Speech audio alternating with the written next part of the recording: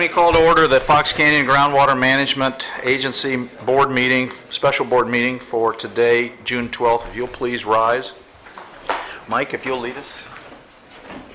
I pledge allegiance to the flag of the United States of America and to the republic for which it stands, one nation, under God, indivisible, with liberty and justice for all. Okay. Roll call. Cheryl Mohart. Here. Director Bennett. Here. Director Kelly. Here. Director Borchard. Here. Okay, and we have Robert Aranio, Andy Waters, and Dave Schwabauer as alternates in the audience. And the city's representative will not be here today, so that'll reflect that. Okay, agenda review. Anything you want to? Okay. Public comments, opportunity for the public to address the board on issues not on the agenda. Anybody have anything? Okay. Board member comments? Okay. Let's deal with item number 1.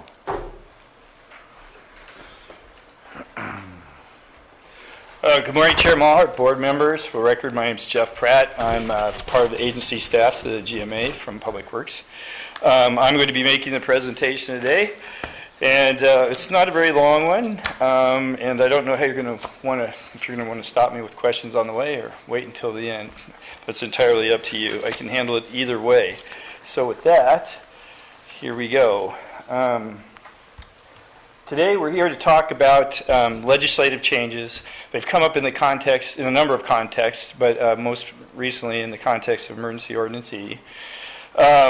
We need from your board some direction and some focus. There's really a lot of suggestions out there and probably way too much to work on at this time. So what we've done in this presentation is try to drill down to the 3 or 4 really salient ones that might be needed at this moment. And so we're looking for your board's guidance in that regard. And I'll get to those in a minute. So with that, a little bit of background. Of course, this creates the context in which we've been operating for the last several months. You know, we're in the middle, or we're in a 3-year drought, as it's been called. In Southern California, it's been described as either extreme or exceptional, which is very red and really means bad things from a drought perspective. In January, you know, the governor declared an emergency. And you know that United's been here in front of your board letting us know that the forebays reached historic levels. And I was told only today that there's yet another momentous decision by NIMFS. Apparently there's an enforcement action going on, and which means that, well, and I may let the chair speak to this a little bit, but it may mean that United's going to be diverting zero water. And we're waiting to see what's going on there. Your board enacted Ordinance E after hearing from United on these, and during the course of the Ordinance E discussions, one of the limitations of the enabling legislation for the GMA came to fore, and that was that we only operate on the demand side, and that has been perceived to be a problem by many. Historically, your board has been stakeholder driven, and we've worked to consensus. You've been very adaptive. There's been an evolution in the ordinances. We've come down from what was once historic pumping of 160,000 to something that averages about 125,000, although our safe yield actually is at 100,000, or estimated to be 100,000 right now. You've done that largely through pumping restrictions and penalties. That's been the limit of your authorities to date. There's been complete reliance on others for supply augmentation, which makes for some interesting public policy in that there is an overarching agency that can do supply. So the supply deals that are reached are usually multi-party and have usually resulted in a net zero benefit to the aquifer. In other words, if you put it in a checking savings account metaphor, we're keeping our checking account balanced to the extent that we can. We might be overdrawing it a little bit, but we don't have a savings account. And given the state of affairs of the way supply augmentation projects work. And many stakeholders have told us over and over again that there's a lot of weaknesses both in the Enabling Act and in the ordinances that we've adopted. In fact, we know that there are loopholes you can drive trucks through in the ordinance we've adopted. In fact, a lot of times when we're out dealing, we could be taken to task on the shortcomings of the ordinance, but it's not happened because by and large, the stakeholders in the GMA understand that it's a resource that needs to be protected, and we've worked through consensus, peer pressure, etc., to reach those deals we needed to reach without fighting about the holes in the legislation, either in the Act or in the ordinances. But this may be the time, and it's been suggested by many, that it's a time that we work to plug some of those holes, and there's some legislative changes needed. And those have been brought to the fore in the discussions we've had on this emergency ordinance E. And there's been a constellation of these issues that have been identified, and I'm going to go through them now. I'm not suggesting that these all, so nobody overreacts at this point and comes out of their chair. I'm just telling you what's been identified, and I'll tell you in a moment what we think we're recommending to you that your board should take as sort of a bite-sized approach to this. But coming up over and over in a lot of the discussions, what is safe yield? What does sustainability mean? What does overdraft mean? What's critical overdraft? And, you know, admittedly, we don't have in our legislation and arguably in the legislation of the state really hard and fast rules for any of these things. Reporting requirements have come up again and again. We have very simple reports required from the resource users that come to your board, you know, simply pumping, water level, that sort of thing. And the detailed reporting that we might need to proceed in the future in order to balance the checkbook and increase the savings account may be to be more detailed. Verification has been an outstanding issue. We need to do, you know, your board decided we were going to do spot infections. There's legislation moving to address that. And more recently, the GMA boundaries come up by some significant stakeholders who've noticed some inaccuracies or inconsistencies in their areas. We know of a few ourselves. For example, the well out at the Saticore Yard, which is right outside the boundary of the GMA, but which influences the GMA and arguably is in the forebay of the GMA. That's an example of an outside area. So we know that boundaries don't make sense. Another issue is water quality. Well, water quality has always been an issue in the basin. It may need to be tracked in more detail as desalters, brackish saltwater, plumes, etc. start to expand. Again, we've talked about having lots of authority on the demand side, but none on the supply side. And whether or not your board wishes to entertain that authority is going to be a big part of this discussion later. The pump charge or the surcharge sufficiencies come up. Currently, the pump charge is set at $6, and I've told you, your board, on many occasions that really only covers minor administrative costs, and that's been by design over the 30 plus years the board's been in the GMA's been in existence.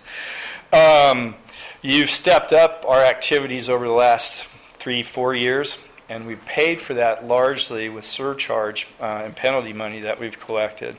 And all of it's been overseen, that spending of those revenues has been overseen by your board in some detail with the presentation of detailed work plans and approval by your board of the effort that we throw at projects or efforts in this regard.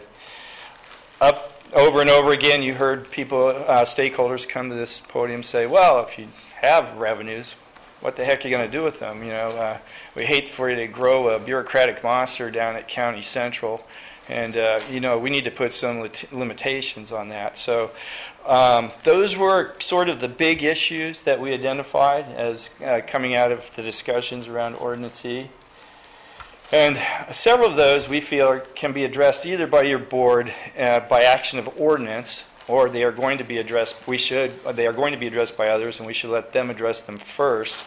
And then if we need to do anything, we can follow on later. First and foremost is the definitions that we talked about: sustainability, critical overdraft, all the terms that float around out there, safe yield.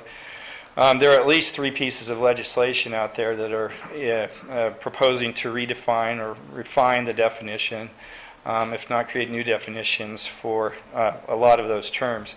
We should wait for the dust to settle, we think, the staff recommends, before we decide whether or not we need to, as an agency, make any changes to those terms.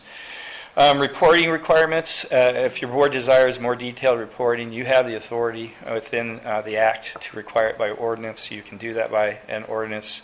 So we won't be talking about that today, anything that you can do by ordinance. We talked about the verification entry process. Senate Bill 988 is proceeding along smoothly. We expect that it will be passed given the hurdles it's cleared. So that's not an issue. And the use of revenues. Your board can do whatever it wants with the revenues. It can put lock boxes on it. It can put them in special accounts. It can chart them to special uses, specific uses. So we didn't feel like that was a discussion necessary to talk about state legislative changes. It's definitely a discussion you need to have, but it's something you can do by ordinance. So what does that leave us with? Today's discussion, we're going to revolve around these 4 things. And I've listed them not in order of importance, but more in order of the level of complexity and what's the other dominoes that will fall when you start changing things. So you should have in front of you, and we made available to everyone in the audience, the enabling legislation for the GMA. And in the succeeding slides, I'm going to reference sections of this, and you can follow along. So rather than try and put all this on a slide, I just supplied it there, and you can see. Well, I'll have context for it, so you can see how it slips in. But we're not going to try and write all the slides up there. It would be too lengthy, and I might be tempted to read to you. So the first one's water quality reporting. So if you go to section 810. You should see enumerated a number of things that the agency, by ordinance, can require. All we're suggesting to deal with the water quality issue is to add what on this slide would be in blue, item number 3, that the water quality would be reported in accordance with the basin management objectives. And largely that's to do with TDS and salt. It may be the case that your board and the planning efforts require that information is tracked in more detail than we track it now, and a requirement in certain cases to report that might help in those tracking efforts. So arguably it exists there implicitly, but our suggestion would be if we change the Act, if we open the Act for changes, this is just one of those house cleaning items where we can make this explicit. Next is the boundary issue. If you go to section 201 of the Act, you'll see where the boundaries are described. Essentially, it just describes the boundaries of the GMA as being those overlying the Fox Canyon aquifer. And your board has seen on a few occasions that can be insufficient. Recall the case in the Las Posas Valley of the person with the wells that were not in the boundary but penetrated into the Fox Canyon aquifer, and the back and forth we had. Recall the issue of the Satakoy well out at the county's public works maintenance yard, located just outside the boundary, but definitely connected to the Oxnard or to the forebay. Those are issues that we wrestle with, and we've reached resolution again, mostly from an argument, a resource argument. But we were very exposed legally. If either of those had decided to take us to task, it would have been an expense to the agency and not a certain outcome. So the peer pressure, the resource management, that's taken us maybe as far as it can get us. Excuse me. This is a simple change, the sort of the interconnectivity and influence. It gets away from this meets and bounds description and having to go back and redo that every time we find a change.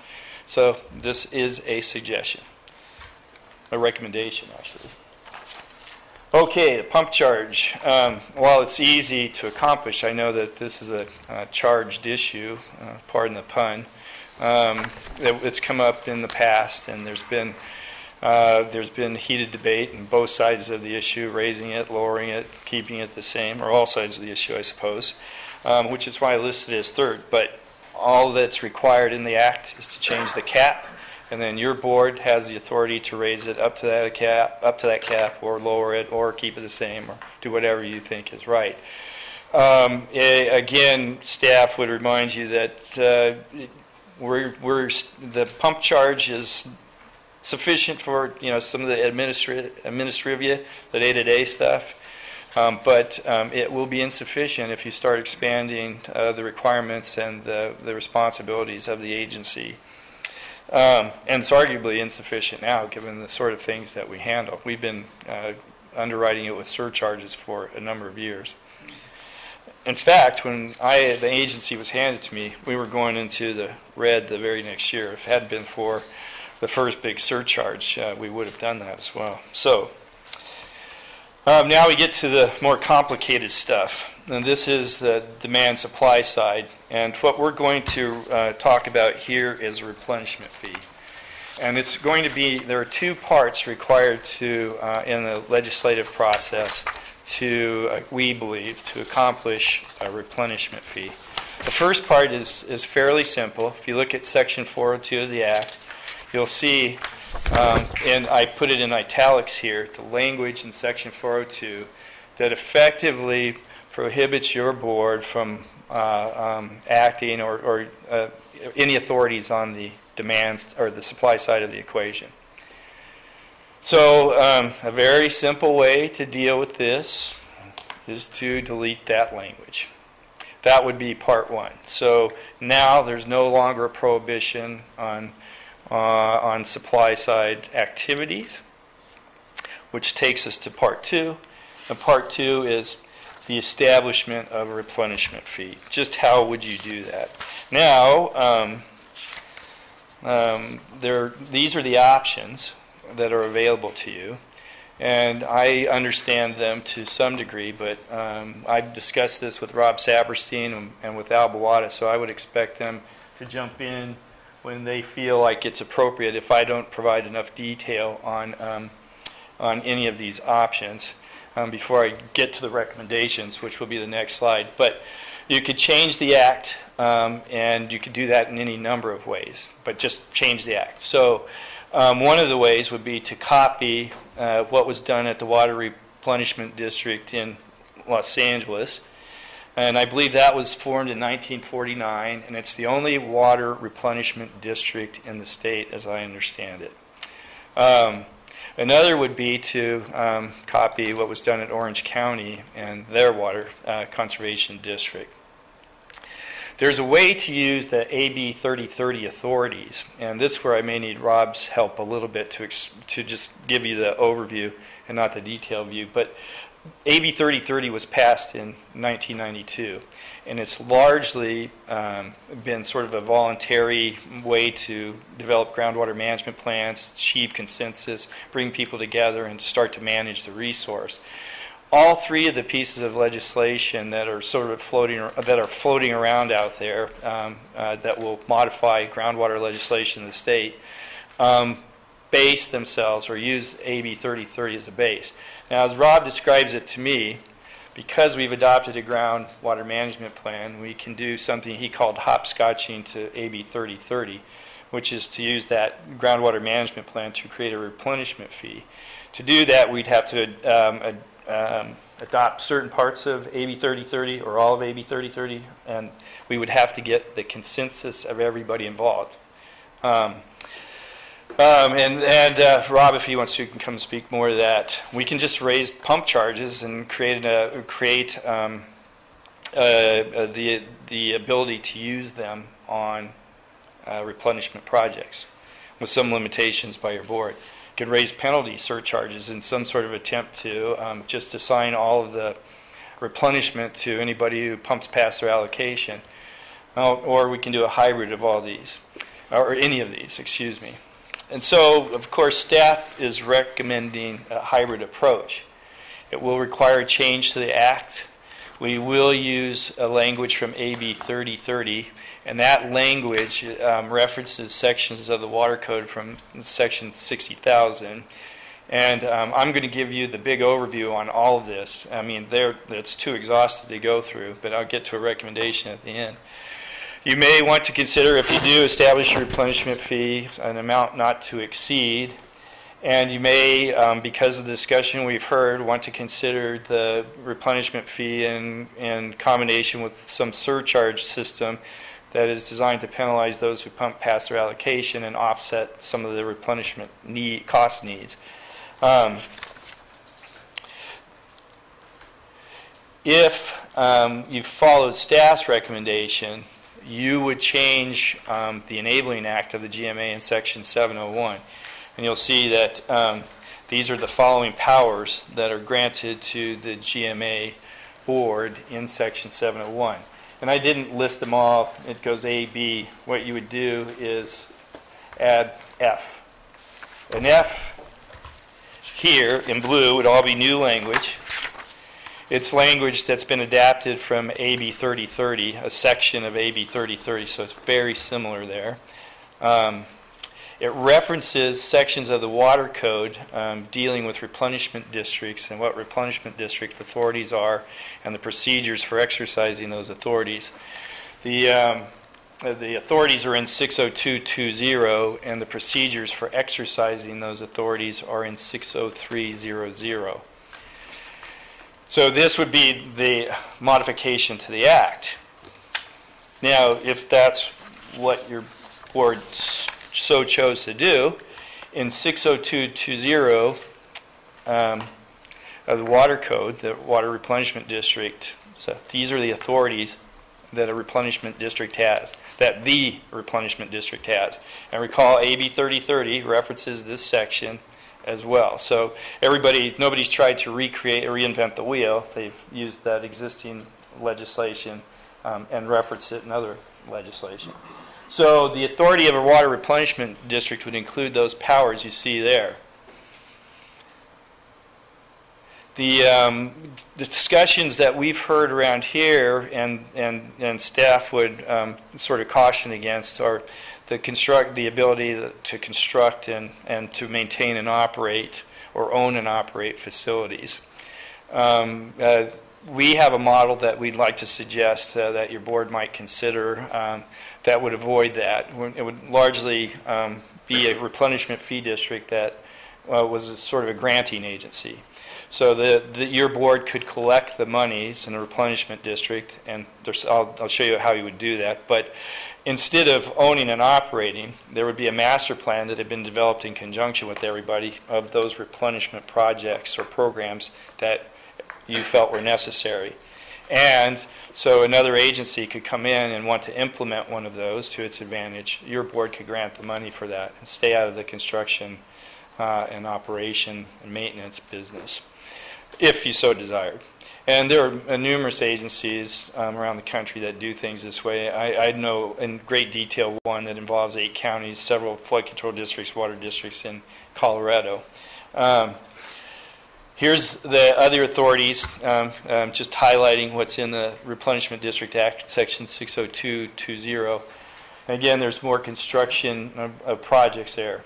But something you'll see there is your board could exercise eminent domain if it needed to.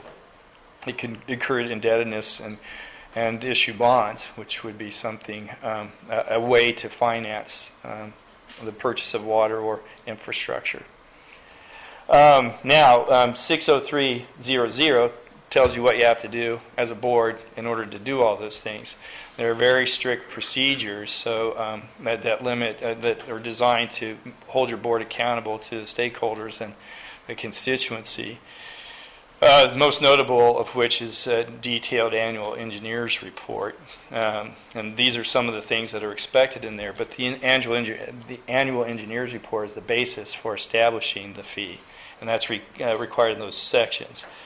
And along with their 18 or their public hearings with required findings, and the replenishment fee has to be based on certain things, not just anything you feel might benefit you. And in this act, the fee is assessed quarterly. Now, I should say that adopting this wholesale probably wouldn't work there, because it was, as nearly as I read it, and I can let Rob and Al speak to this, but it has measures in it that are very specific to the situation in which it was developed. And one of them, for example, is there was an advisory board on the fee to your board, and the advisory board makeup is made up of those who pump under 5,000 acre feet, they get 2 members. Those who pump between 5 and 10 get 2 members, and those who pump more than 10,000 acre feet a year get 4 members. Well, that probably isn't going to work for the GMA, for example. So there's some scrubbing that needs to be done in there that it would be impossible to get through all today, but that I'm suggesting needs to be done before your board adopt it. And what we might do is set up some sort of quick committee to get through that scrubbing, get some stakeholder input on that scrubbing, given that we have this recommendation in front of you. So just to sort of throw out a threshold sort of thinking, what might a replenishment fee look like? And so we've just done some very simple calcs here, and this is an example. For right now, we're pumping something on the order of 25,000 acre feet beyond the safe field. That's our best available information. 100,000 safe field. Last 10 years on average, we've been pumping about 125,000. Of course, we did this to make the math easy. If you assume for a moment that a replenishment project cost would equal about $1,000 an acre foot per water, and you need to buy 25,000, and you're going to spread the costs uniformly over the pumpers, all pumpers, on a per acre foot pump basis, that replenishment fee would be about $200 an acre foot. Now, this chart just shows you the varying costs of water and the varying costs of the fee, depending upon what the replenishment project in total would cost. And this, of course, assumes a uniform fee paid by all pumpers. There's been talk at your board of some offset of that by surcharges. And how you do that has never been discussed. It's just that for people who maybe in the ag industry don't pump efficiently, and those in the M&I side who pump more than their allocation, they might carry a heavier part of the penalty. And so, not to go through that again, but if water costs 500 acre foot and you're about 12.5 million, you could assign some percentage to those who pump over their allocation, and then the remaining you could allocate out. And that essentially concludes our staff's presentation, and we'd be happy to answer any questions or participate in the discussion as you see fit. Okay. Before I go to the audience, any members have any questions before we... Al, you're part of developing some of this. I'll go to Rob in a second. Any comments you have at this stage? Well, the one maybe clarification I would add on the two slides that Jeff showed, one about the powers that a replenishment district has, those would exist merely based on a change in the legislation. The procedures that were shown on the other slide, those would be the prerequisites for the board to adopt this replenishment fee as a revenue source. So, for example, among the powers that a replenishment district has would be to borrow money or to issue bonds. So that would be an alternative funding source, and if that were feasible, there would theoretically be no need to go through the replenishment fee assessment process. So, and as I understand it, and others may speak to this as well, the process under AB 3030 for a local agency to attain this authority has been exercised by many agencies. However, my understanding is that there is yet to be one of those local agencies that has taken that next step, which is to impose the replenishment assessment. So I think that's reflective of how the additional difficulty there is to a local agency to take that next step. But I think the primary problem that we're facing is the current prohibition in the GMA Act against the agency participating in any supply side activities. And if that were removed, that in itself, I think, would at least open the door to the agency exercising some additional powers, even without these extra legislative steps that Jeff was just describing. So that, I think, is what I would add to this point. Okay. Rob, did you want to add anything at this point?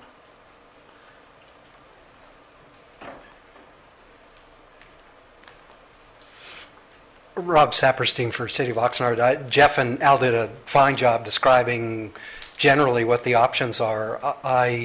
And so I don't need to add more detail unless you have questions. Of what I'd say from the stakeholder in City of Oxnard's perspective is the fine-tuning of how this board might, or the GMA might, exercise that authority to impose pretty significant raising of money on the stakeholder community. The really important issues are how much, in what ways that money can be spent, for what purposes, what's the decision-making process.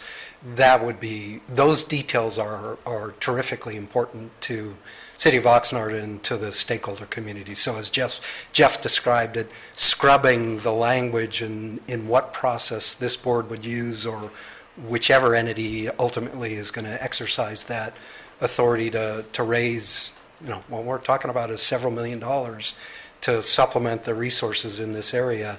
How that happens, how frequently it happens, all that detail is crucial to the city. Okay. Do we have choices, and the choices are many, and we have lots of examples, so we don't need to recreate the wheel. Jeff did a fine job describing it.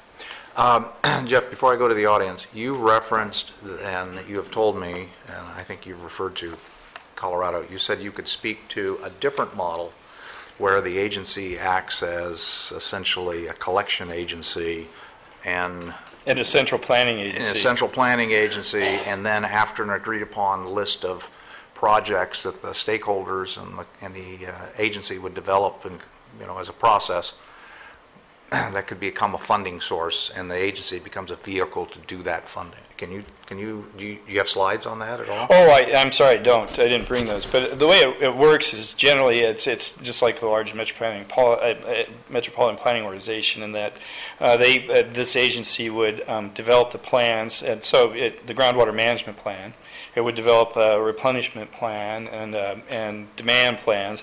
Those plans would all result in a series of actions that your board would want to take, but might not be in a position of taking, including construction, including some detailed basin planning, or including operation and maintenance. And so instead of having staffing up and becoming a large bureaucracy that did all that, you would operate in much the same way you do now. It would be this consensus-driven process, and you would act as a granting agency to hand out money for those programs and projects that were in line with the planning documents that you'd developed and adopted. So the current entities in the county that have historically been project operator driven would have another source of revenue to help put those particular operations in effect once the agency and the stakeholders agree that in fact is a project that's worthy of putting in play. So you're just not throwing out money to any plan they come up with. It's part of a master plan process. All right. Okay. Would that option require the same steps here at the state legislative level. We would just handle it. We would have to scrub the procedural stuff that Al alluded to, probably eliminate, or some of the authority stuff, excuse me. So we'd eliminate the authority to construct or it could stay and your board could just choose to operate that way. The other thing is we didn't talk about it. If we went through a scrubbed version of either the procedural stuff? The procedural stuff. Does that eliminate the need to do a 218 process, or are we still in that? You're talking about the replenishment assessment? It would probably be 218 fee.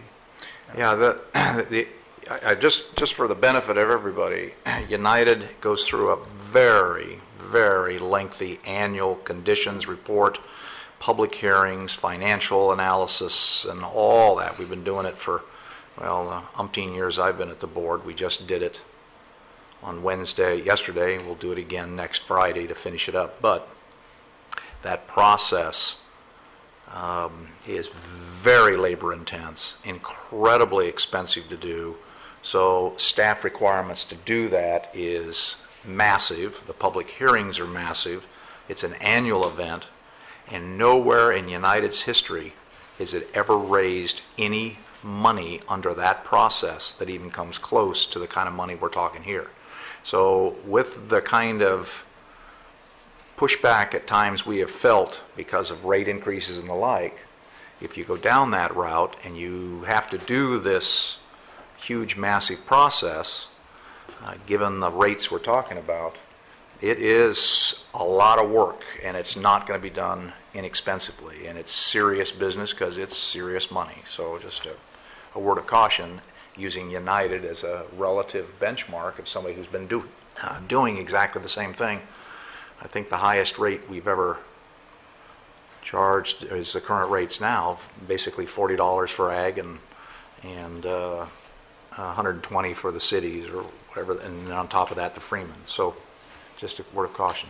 Any other questions? I'm going to go to the audience, and I remind everybody as I read through it's a study session to consider. I don't think, and the direction that's being asked is to hear board and stakeholder feedback. We're going to do that, and then direct staff to proceed with drafting language on one or more. So it's a guidance process. So with that, go ahead, please. Thank you, Chair Mohart. Jared Bouchard, Channel Islands Beach. I just have a quick question before maybe I ask any others. Previous meetings we talked about this being under some condensed timeline for special legislation. The process that was just laid out here does not seem like that's what we're looking at. We're looking at a more lengthy process to really kind of look at the future of the GMA. Is that? No, that's not correct. A lot of the scrubbing can be done as part of the process. And what I'd ask Sue Hughes, she's the county's legislative analyst, to be able to describe the legislative process in some detail. Others can fill in as they see. But what typically happens is when you introduce language, there's a scrubbing that occurs at that level. We can do a scrubbing here, and then there's going to be a lot of scrubbing once it gets introduced in the state legislature. So I asked Sue to talk about timing, and it'll give you a sense for what we're trying to accomplish, what the timelines are. Good afternoon, Chair Mulhart, members of the board. Sue Hughes with the County CEO's office. And thank you. So to give you an idea of where we are in the legislative process currently in this legislative year, the deadline for the policy committee deadline, so first you'd have to find a bill, get it gutted and amended, and the deadline for getting it through its first policy committee and introduced is June 27th. And if you don't make that deadline, you just would ask for a rule waiver if you haven't made that deadline. So June 27th is your first deadline. August 15th is your fiscal committee deadline. Again, if you don't make that deadline, it would be you'd ask for a rule waiver. But keep in mind that the legislature is on their summer recess from July 3rd to August 4th. So that gives you an idea of what your timeline is to have things finished. So June 27th, Policy Committee, August 15th is your fiscal And committee and deadline. any change we make, unless we get some kind of emergency relief to make it effective immediately, would not be effective until? January 1st, 2015. Okay. If And you we have- they would actually vote on it well before that, so we would know it's coming, we could actually be doing some things, but we wouldn't have any authority to impose any charges, but we would know. Unless you had an emergency statute put in, then that requires a 2/3 vote all the way through. And if it goes through and we make these timelines, when does it actually get up to the floor for a vote? What is their target for that? Yeah, well, it could be any time once you've gone through all of these policy committees and onto the floor, because you're going to have to go through both sides of the legislature. So depending on what side it gets introduced, let's say it gets introduced on the Senate side, you're going to have to go through a policy committee, and then fiscal committee, and then the floor on the Senate side. And then back the opposite way on the Assembly side, you'd have to do the same three. So you're talking at the minimum 6 committees, and then to the governor. So at that point, you're probably talking close to September, in the September timeframe. And then he has 30 days to either sign it, do nothing, or veto for it to take effect January 1st, 2015. Okay. Anybody Okay. have any questions for I do. Sue? Yes. Yeah, if we have to go for a rule change, how difficult is that? How common does that happen? And then if we do, what does that reset the clock for? How much time? I mean, can you do a rule change? It's a little 2 more. months? It's a little more difficult if you're asking. I mean, it can be done, but it's going to be a little more strenuous for you to ask for a rule change. How far after, for example, July 15th could you, I mean, June 27th? June 27th? Could you ask for a rule change and still have it? You're going to have to effectively help ask with the policy committee? if you're not making that. You're going to have to ask before June 27th to ask for because you know you're not going to hit that committee. If you know you're not going to hit that committee date, you're asking for a rule change immediately to know that you're not going to make that date. As soon as you know you're not going to make that date. Right. But how late after that date could you actually get your rule change? That's a good question. I don't know the answer to that exactly, just because of the timing of all of this and getting All right. so many things are on the spot. Thank you. Okay. Anybody in the audience have any questions for Sue? Did we answer your question? Well, I have some further comments hearing that. Okay. All right. Thank you.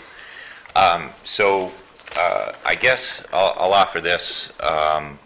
It's certainly my perception that I don't know that the process that's been laid out, that there's overwhelming support for the totality of the change, which is going to be key to any legislation being successful. And I would think, given the extensive concepts that were being talked about here, that we ought to take a step back from some of those and make sure that that's the right approach, and maybe getting this in before June is not the right public process for us all to absorb that information, have an opportunity to comment on it. There's certainly some people that may have differing opinions of whether or not they ought to be in those boundary changes. There's a lot going on here. However, through the Emergency Ordinance E hearing process, there are a couple of things that I thought staff laid out well, and I think council kind of touched on them that perhaps maybe, and I'm sure you'll hear from the rest of the audience, may be worthwhile in pursuing under this legislative session. If the strikeout language in Section 402 were to occur, that would free up some authorities for the GMA to engage in some of these types of activities. Secondarily, so that's a simple strikeout to the language. Freeze your hands, the handcuffs that you now perceive that you have, that you can't get involved in these activities.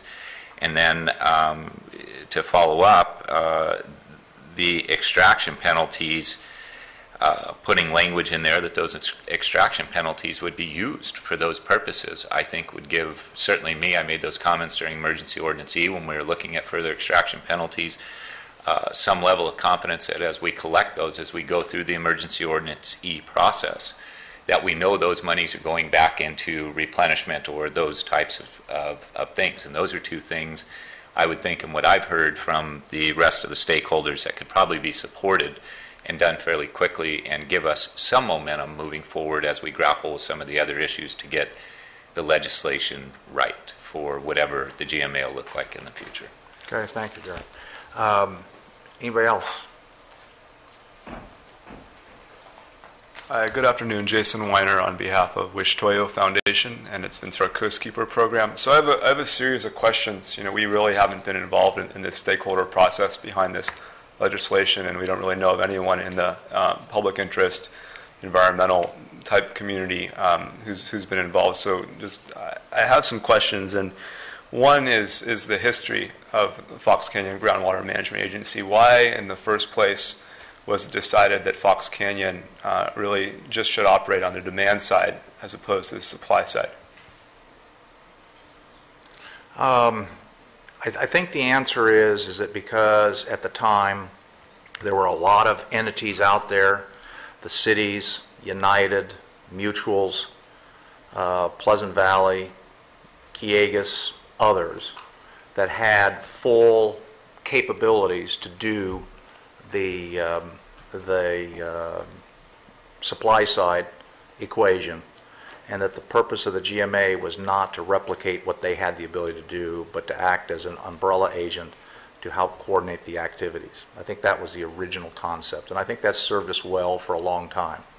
I think given the nature of the changes that we're seeing now and the demands and impacts on the aquifers because of a variety of issues, and the weather patterns and all the things associated with managing it, some of the ability to deal with the supply side, all those other entities don't overlap correctly, and the GMA in some areas actually overlaps better and is a better vehicle for raising those kinds of funds to solve the problem. So I think there's some structural problems from agencies to agencies, and I think historically they said, why replicate what other agencies can do? As time goes on, I think conditions have changed, and that's why we're looking at it. Okay, thanks for that background. A couple more follow-up questions to that. So when we first heard about this change, I think this legislative change, proposed draft legislative change about 2 weeks ago, during the last public meeting, it seemed that your immediate intention was to maybe build some sort of a pipeline over from Kiegas, or to somehow receive state water project water to replenish groundwater. And it seems like today, from the language that was proposed, that the language would give the Fox Canyon Groundwater Management Agency the authority to build a dam on the lower Santa Clara River, or to build some sort of diversion infrastructure, or try to seek additional water permits or rights on the Santa Clara. That's concerning to us, and we're curious as to what the intention truly is here behind this legislation, and what is this board's long-term and short-term plan, in managing the supply side, if you're given that authority. First of all, I don't agree with your assumption and your assessment of what is being talked about. I think you can build the world as big as you want based on a few things. I think it goes back to what I said earlier. There are a number of stakeholders who have said repeatedly for the last number of years, we need to find new sources of water, and those new sources of water are going to cost money. How do we do that? And cutbacks will apply as long as they can, but we have to replace some of that water that was lost in the cutback. How do we do that? We don't know. We don't know where it's going to come from. But we do know is it's going to require some funding to do that, and some authority for certain entities to be able to collect those funds. The process of whatever you build will go through the natural community process of throwing up the concept and letting the world debate it before we draft a list of recognized projects. So I think it's pure pie-in-the-sky speculation to assume the whole world is going to be up and down the Santa Clara River. That discussion of where the money is spent is one of the problems we have because people don't want to spend the money until they have a project, but at the same time, we have to put in the position that either the agency has or does not have the authority to do that process. If the consensus is the agency does not have the authority to do that, then the stakeholders are going to have to look to somebody else to help them develop a supply replenishment. Where it takes us, I don't know. I do know this. It will go through the public process. It will get all the hearings. There's no surprises. No one's going to get railroaded in this thing, not in today's environment. I get all that. So I think your question is way premature and overreaching. Well, respectfully, yeah. If I could point out two things. One, I haven't heard anybody talk about what the supply project is. So I was surprised to hear you say pipeline. That I could see how some people would be opposed to some things, others, et cetera. I've been involved in some of those debates in the past. But just as likely, if in my own mind, if not more likely, than a dam on the Santa Clara River, which strikes me as, I can't imagine anybody thinking that could possibly happen, would be paying to help municipalities recycle their water so that we close the loop here. Mm-hmm. And we live within our watersheds. We recycle the water that's gone through, and that potentially means whatever that means, you pump it back into the ground, and that would be a very logical use of replenishment that could be a real win-win for everybody. You could have water agencies not having to pump water into areas that are causing some environmental impacts from their sewage treatment plants. You could have them having greater revenues to be able to clean that water up to another level. And you could be closing the loop in terms of the recycling of that water that's been sort of, quote, pulled out of the natural system already. That's just as easily a possibility. So I just want to emphasize there could be some things that environmentalists like yourself would just say, go through the roof on, damming the Santa Clara River, or might say, hey, this is really a great project. So I don't think there's been any, I'm not picking up anything behind the scenes that somebody has an agenda for this money. Probably as many people as there are out there have different views about how to spend it. The other thing I would offer to you, just to put in perspective, from my perspective, it's going to be easier to reach the kind of collaboration and consensus that we need in Ventura County to deal with this hard issue. It's going to be easier to get people to accept demand restrictions if they believe a good faith effort is being made to try to work on the supply side. So that if you can come up with supply supplements that generally the community can accept and work, and they know those are coming, and there's a funding source, and they're not pie in the sky, it's easier for people to go along with what is essential, which is we know we have to change the demand right now in terms of Fox Canyon. So there is a policy benefit that goes beyond just the policy of what it does in supply, but it actually makes the policy on demand more likely, more acceptable, more appropriate. So I hope that helps in terms of things. Well, thank you for that. Yeah, we're here on behalf of the environmental community and Native American community because we want to reach that consensus. We want to be involved in the process. And Board Member Bennett, what you just proposed, we are fully supportive of recycling projects. That makes there's many co-benefits to those sorts of things. But we want to make sure that we have comfort with whatever legislation is put forward, right? And want to have reasonable limits so we can support this together and create that additional supply. So our preliminary comment would be, well, let's start with this legislation and not go too big, and start with something we can all agree upon to free up some additional sources of water. Well, I would offer, just want to offer this. I'd suggest that the risk that you may run is that we may end up with no effective sort of replenishment fee supply side if we start to paint that into restrictions. And then we may not have the kind of collaboration we need on the demand side. and as was stated, I mean, I think everybody knows that the ability to do something in terms of its environmental impacts, that hurls pretty high, in Southern California. That it'll be a process. I don't think we're going to get to the point where there's going to be a guarantee that there won't be anything that you might be opposed to that's going to come forward, or that I might be opposed to that's going to come forward. But that it will be a fair public process where all of the tools that you can implement can be brought to that public process in terms of that happening. So I would just suggest that. But on the other hand, if you try at the beginning to say it's got to be this narrow of a slice and win all the protections at the beginning, we may not end up with anything, and that probably was not going to be good for us on the demand side.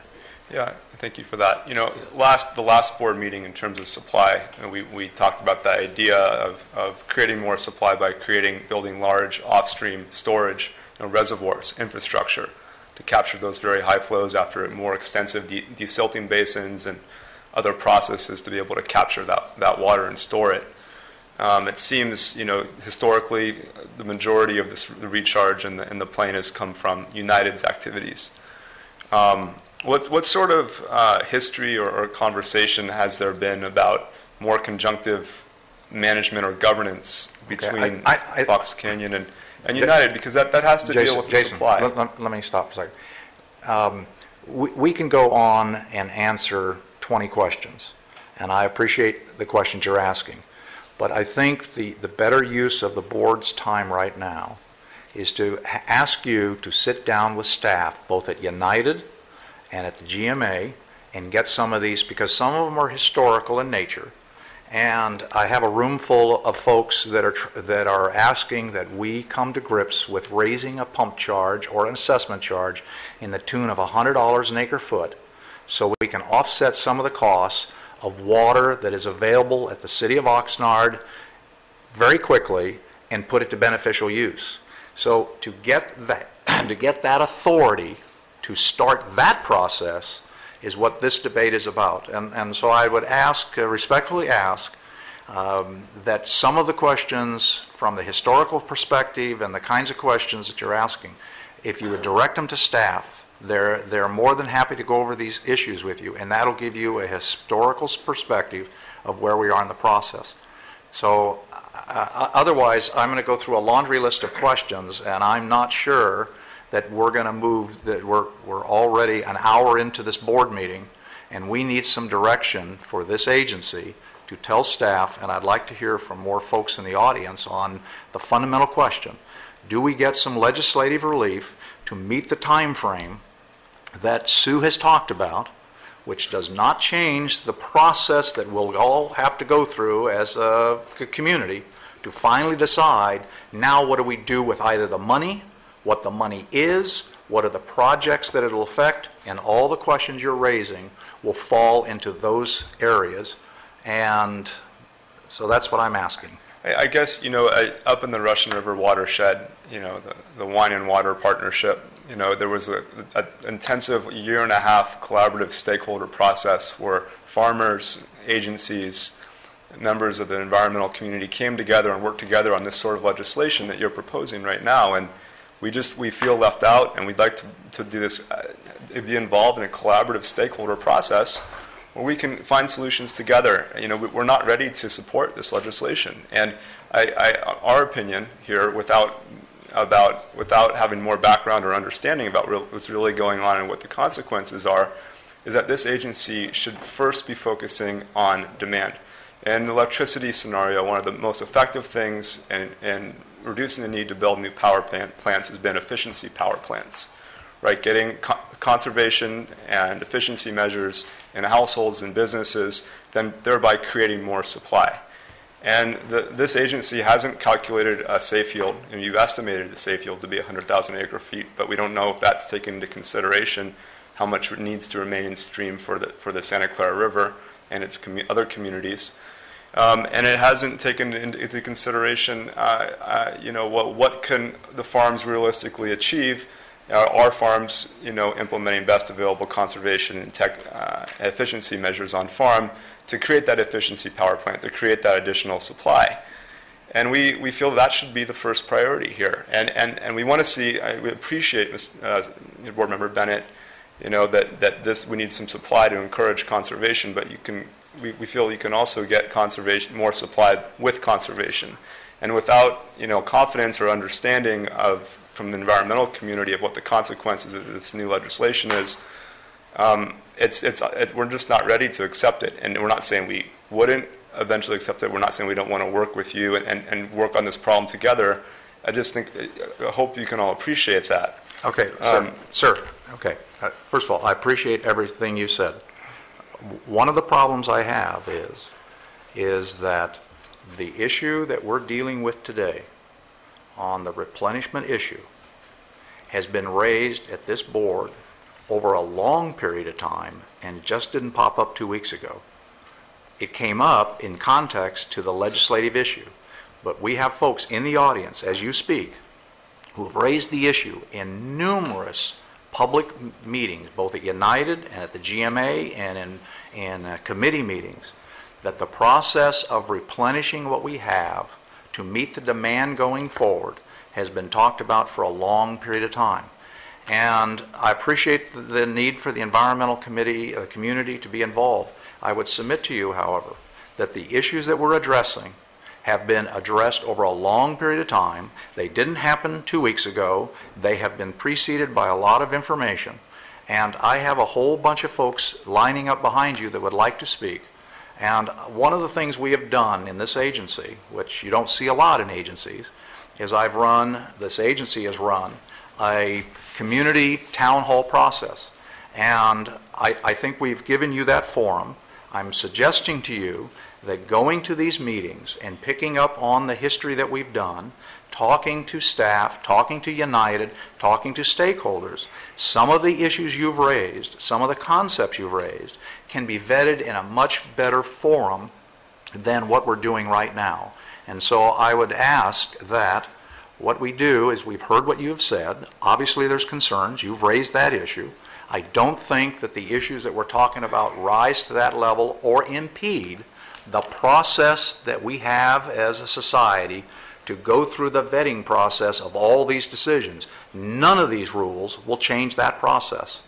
Those decisions, whether to build X or Y, will take hours of public debate, and it'll be an appropriate time to do that. But today, I need to hear from more folks in the audience. I don't think it's appropriate to go through your laundry list of issues that reflect some knowledge that you need to gain, and I would encourage you to chat with staff and others to gain that perspective. I appreciate that. We also want to make sure all the board members are present. They can hear our concerns. We think that's a very important part of this process as well.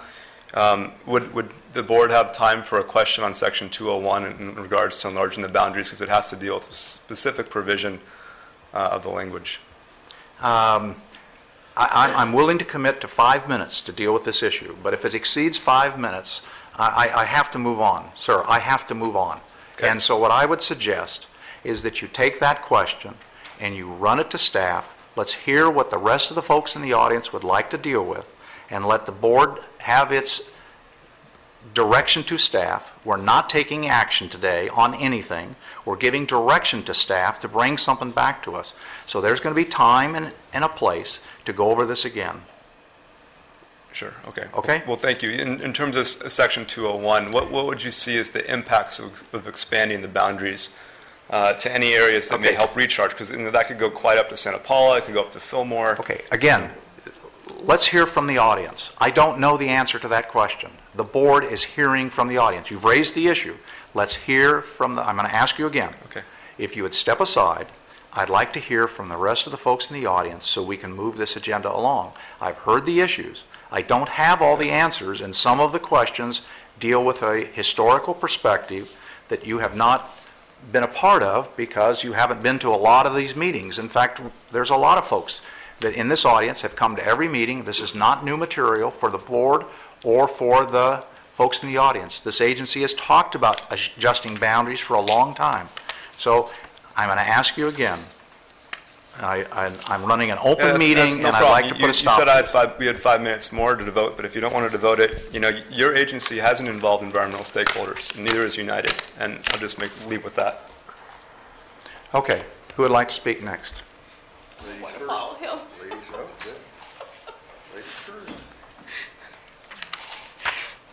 Janelle Lombardo, California Food and Agribusiness Advocates. We don't have a year and a half for a stakeholder process. We are in a drought. If we do not gut and amend this particular piece of legislation, we won't have anything that will be going in force until 2016. We don't have the time. I agree with the gentleman, and I just met him. Where did he go? And he's gone. That talks that we need to figure out what we can agree on, and we need to move forward with that as quickly as possible. I think there's not one person in this room that does not agree that we need to take the money from surcharges and use that for infrastructure. The question is the assessment fee and how much it should be. And I think even, the meetings over the last several months, everyone is in agreement that we need an assessment fee. So it comes down to an amount and a calculation of that amount, and we've seen several amounts listed from $250 on down.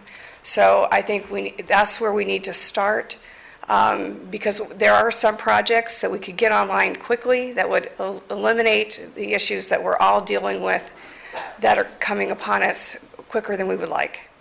Okay, thank you. Thank Robert. Good afternoon, Board Chair Robert Aranio here on behalf of Crestview Mutual Water Company. This opens up all kinds of possibilities in my head about things that may happen. If we're talking about basin boundaries, is there a way we can carve out the Las Posas Basin? We're putting together our own basin management plan here, and can we get out to go form our own AB 3030 and deal with our issues? Something to put out there. I mean, since we're talking about possibly going up Santa Paula Fillmore and maybe doing some things. Okay, well, hold on. No one has talked about going up to Santa Paula and Fillmore. Brought up as a possibility. Some people may not get the joke, so let me put that cork back in the bottle, okay? No, I'm really serious about getting Las Posas out. I know you are, and that concerns me, but go ahead. Second thing is, there's agencies in place, and as you mentioned yesterday, we went through a 3.5-hour groundwater hearing. I'm not so sure that you want to think about doing that twice a month or twice a year. Just really, that is a major consideration for the challenges and the amount of staff time and the cost that's involved in order to have those groundwater hearings about setting zones and about adjusting rates. And if there's a possibility that this action may lead to that, you really need to seriously think about that, because that is a change for you. I personally happen to think that there is enough agencies here that already can do supply side and that are getting the message, where we may have had a deaf ear before, but there is the ability for us to be able to, at United, to create zones or a zone that specifically does target areas that we can craft that is ag beneficial, does not swallow up M&I, because it gets us away from the 3-to-1 issue, and we designate projects that supply water for ag. So it's not that we don't have other options here. This is a major change, and I am not in favor of a hurry-up offense through this. I think there needs to be seriously discussed about and made sure there's no unintended consequences. And I would also ask that if there is a serious consideration to go down this road, and you ask that the GMA become on the supply side, board chair, we got to take this back and talk to our fellow board members at United and make sure they understand that someone else is coming into our sandbox to play, because that's a change for us. And so I'm afraid I'm a bearer of bad news. I may be tying your hands here for the speed in which you want to get this accomplished. But there are real material and public policy issues here to be considered that I don't think warrant the ability to rush through this like we did with Emergency Ordinance E in order to get something done here or get something in front of the legislature within a couple days. On another issue here, I do agree that the pump rate needs to come up. I do think that $6 an acre foot is a bit low, especially with what I believe to be a tsunami wave of paperwork that this agency is going to be seeing with Emergency Ordinance E and the ag reporting that's going to be coming this way. I do feel bad for staff that what has been going to be dropped on them and the challenges that they're going to have. And so I do think maybe a change in the $6 ceiling does need to be looked at in order to allow for more staff to be brought on in order to handle those ministerial things that are going to be coming their way, because I think that's going to be a nightmare for them. I do think that basin boundaries are a legitimate issue. There are areas, aside from LPUG, I do think there are basin matching issues that need to be dealt with. The Sataquai well that was down at the county yard, excellent example, beautiful example, absolutely right on, that need to be addressed and need to be looked at. But as far as getting into the supply side and water replenishment opportunities or securing funds for that, there's already agencies out there to do that, and I'm just not on board with it. Thank you. All right, anybody else?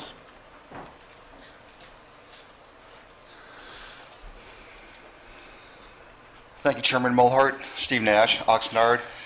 And it's at times like this that it's really frustrating that Oxnard does not have a representative on this board. I think it's time to maybe explore that possibility, because moving forward, Oxnard is really the linchpin of everything that we're discussing.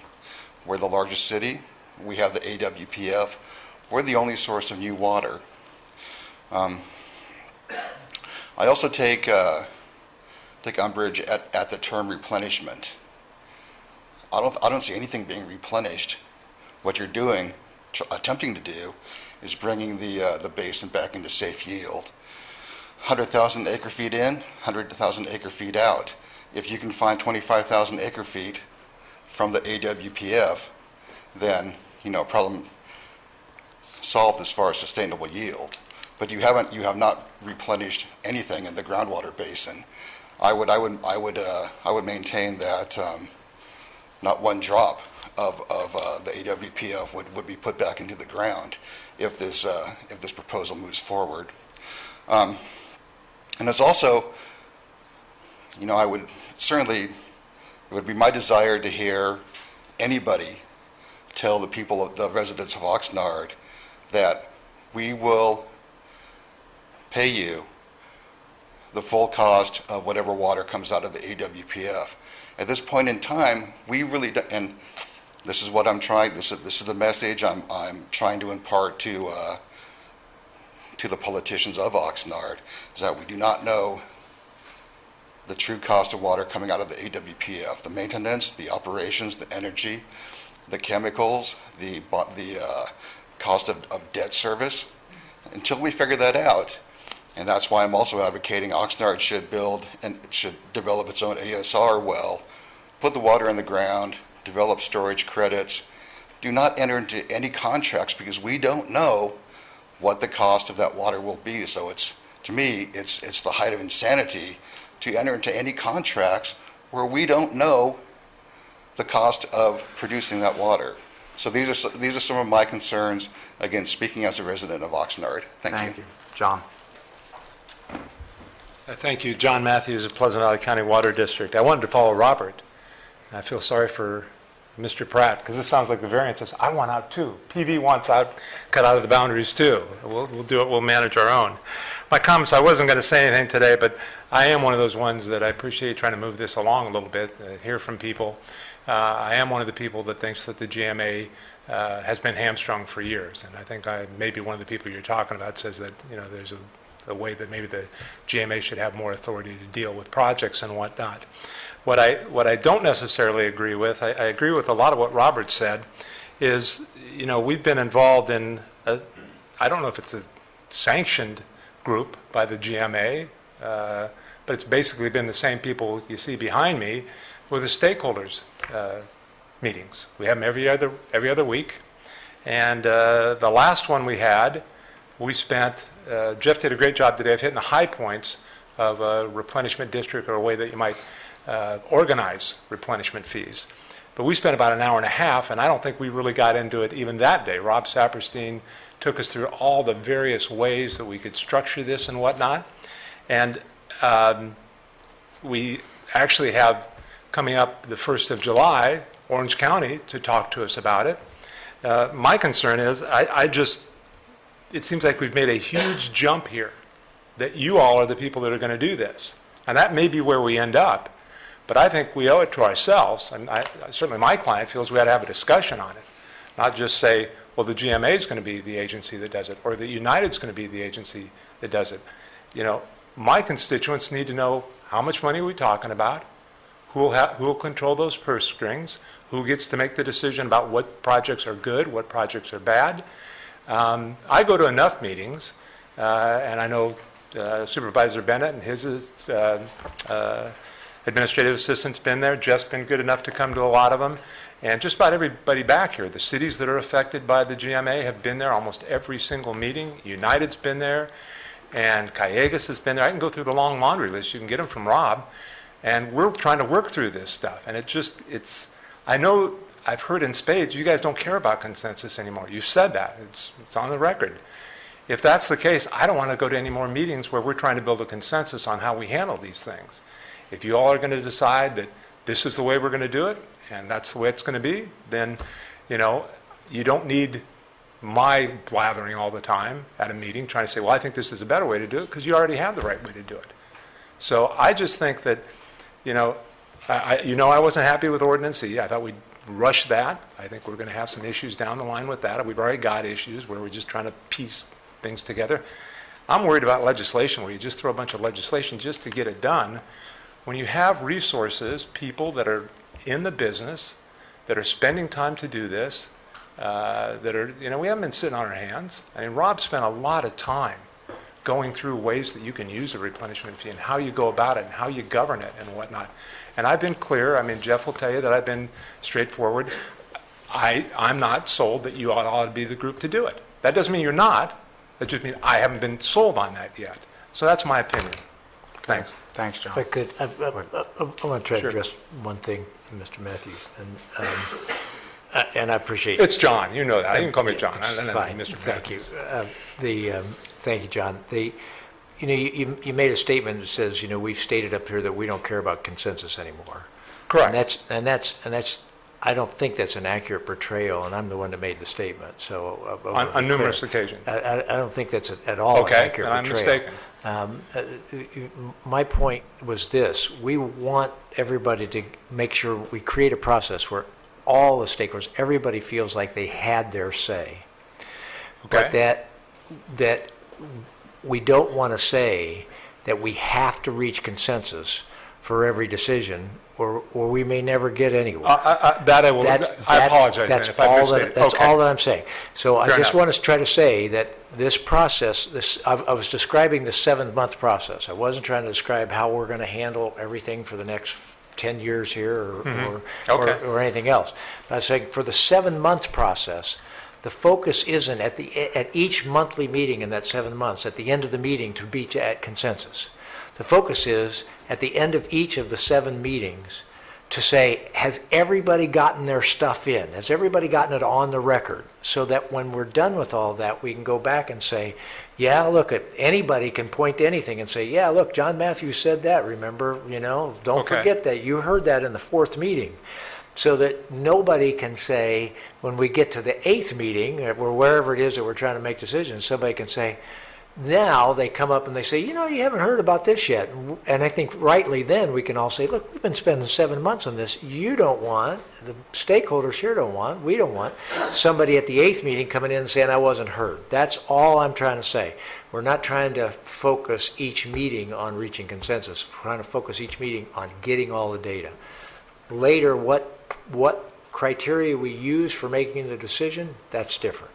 Okay, I apologize. Great. I apologize. If I missed. I appreciate the opportunity to be able to try to clarify Okay, that. great. So I don't have a response other than I apologize. I don't know that there's a process here today. I think that's what you heard, the frustration from Jared Bouchard.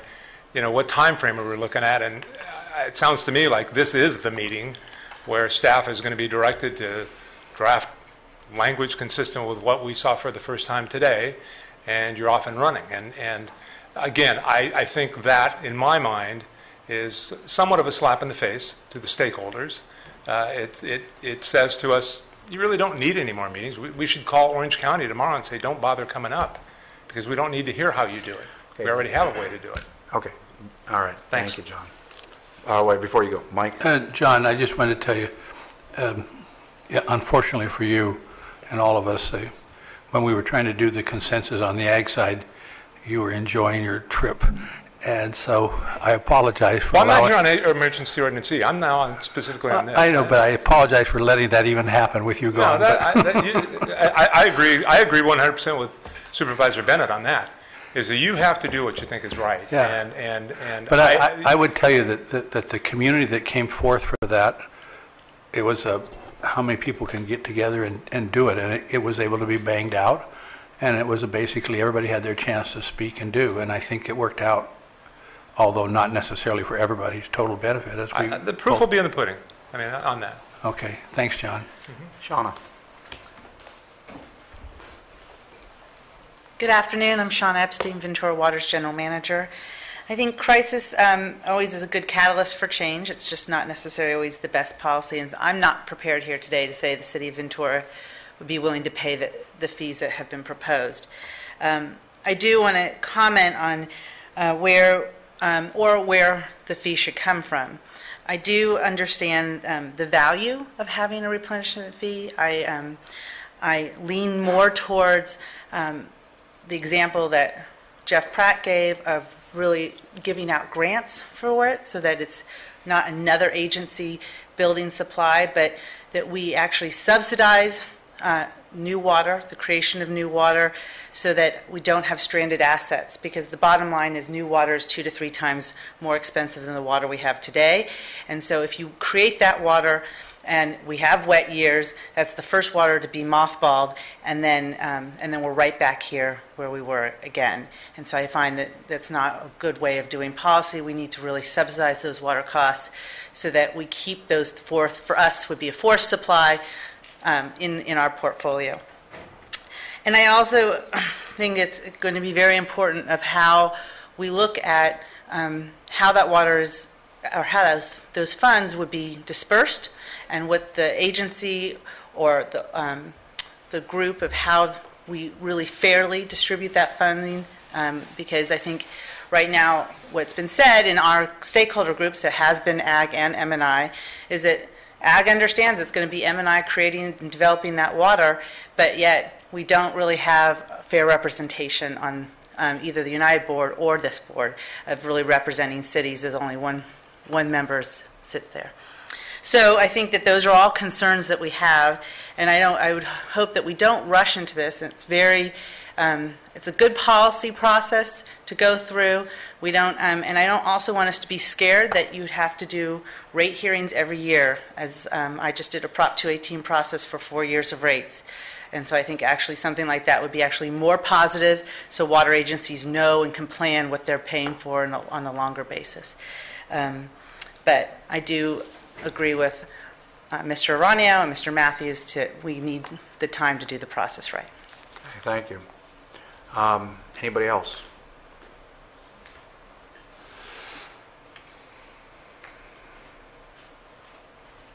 Chairman Mulhart, Board of Directors. I'm Carol Schoen from Zone Mutual Water Company. I've been attending many of these stakeholder meetings, and there's a lot of certainly constructive models to follow in looking at what's done in Orange County and all.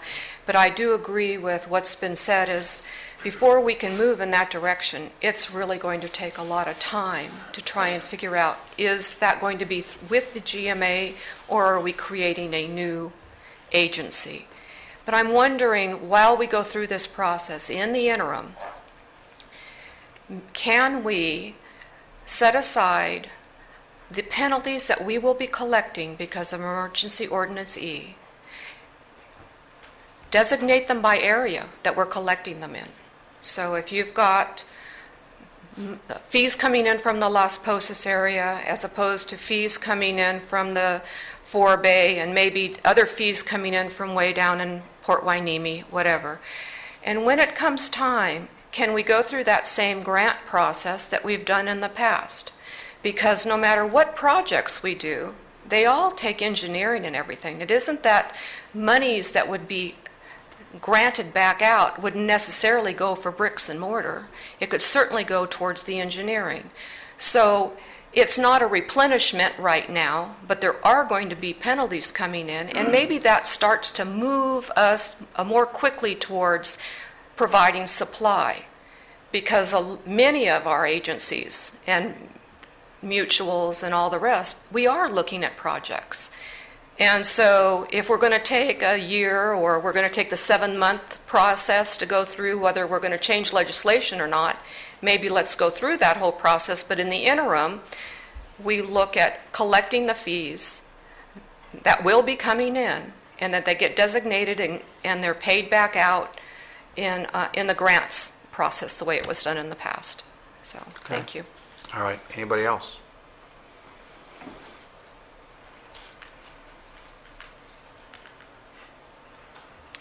Jurgen Gramco, Southland Sod Farm.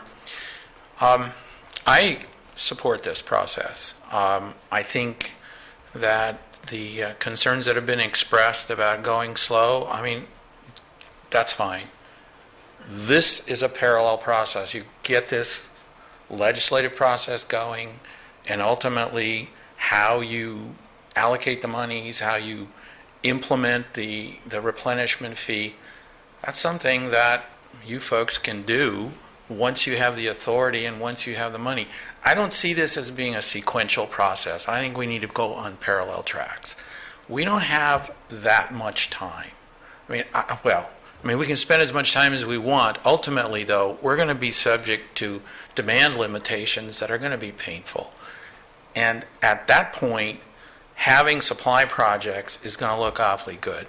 I mean, I have to say, having said that, I'm frustrated that we can't put a supply process deal together.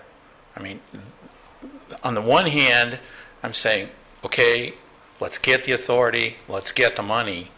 On the other hand, I've been part of negotiations with the city of Oxnard for 2 years, and we are back to ground zero. So if it takes money to move this process, then let's get the money coming. And on that basis, I'm going to support this on the premise that a good faith effort will be made to implement it fairly, and that's going to be in your hands.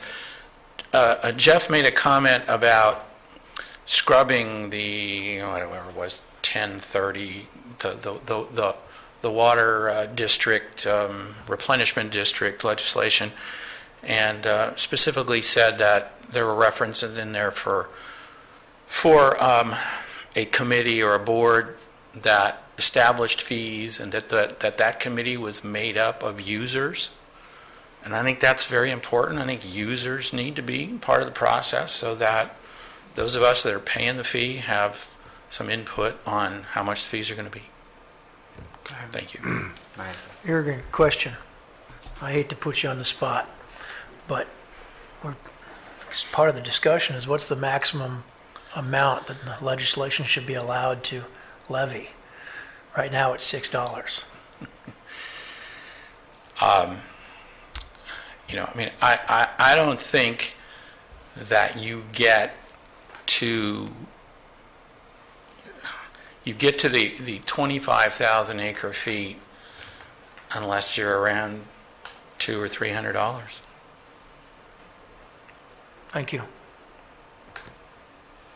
Okay, thanks. Anybody else?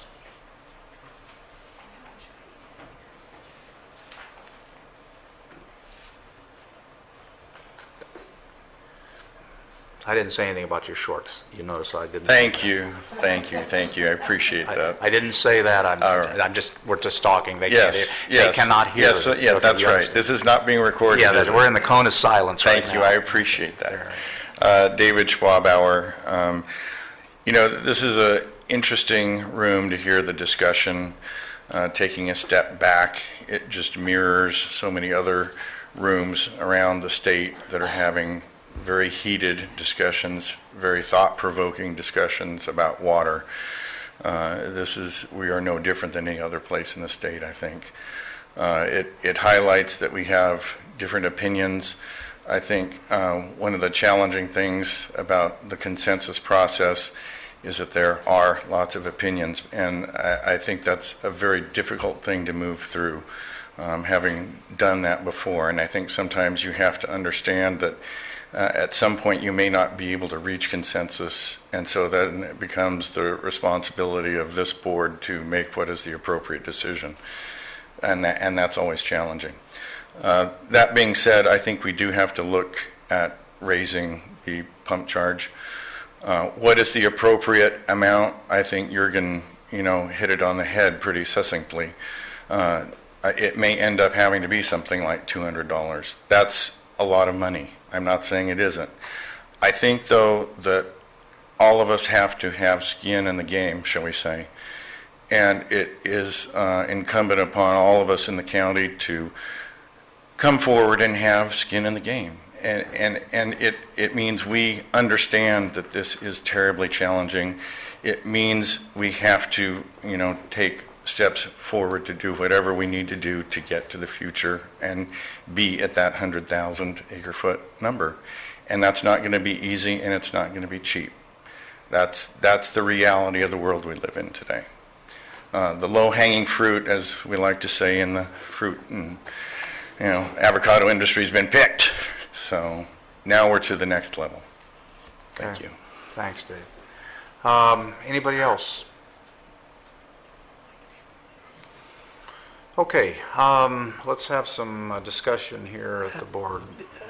If you don't mind, I just have some thoughts, and I'd like to get them out there so I can hear from my colleagues on the board here. But when I walked in here today, I thought, well, if people are ready to go forward, I could be ready to go forward to get a replenishment fee and go forward. But after hearing this conversation here today, I do have this feeling about state legislation. You do not want to, as a local agency, go and ask for state legislation unless you have consensus at the local level.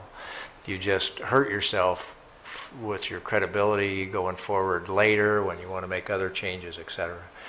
So that's one thought. It's a mistake to go without having reasonable consensus here at the local level. Again, you're not going to get necessarily everybody on board for everything, but you should have that. Secondly, I think back to when Ordinance E came forward, there was a lot of angst about going too fast, et cetera, and basically we said we have to do that in that situation. Here, we got into this sort of sense we have to go fast because of the legislative deadline. But when the argument's made, we may not get money flowing until 2016. I think when this issue of supply is such an important issue that the question is not how fast you can get it, the question is how correctly can you get it so that it lasts. Because when it's 2020 or 2025, these are long-term projects when you're talking about supply projects, whatever they are. They need to be funded properly, they need to be thought through properly, et cetera. I think that we're going to be better off if we take the time to come up with the right state legislation. When we go one time. I would hate to go and then say, okay, we got to go back again 6 months later because we want to change the charge fee because we have a different sense on that. So at this point in time, as much as I know people saw there was a small window, which is if we could get something done before the 27th, I was ready to go through that window if in general people, and I understand why people are not. There's a lot to digest here. We've been through that. That's my sense. I'm open to hearing another point of view from my colleagues if that's what they have. But that's what they have. But I could see us battling on all kinds of fronts here at the very time we would be walking into the state legislature and saying, well, will you do this? The first question they're going to ask is everybody in agreement? Right? And we're not going to be able to say that at this point in time. Dave? I'll take a stab at a few things I heard. It seemed like from the folks who stood up that there was reasonable consensus on the idea of striking the language in that one section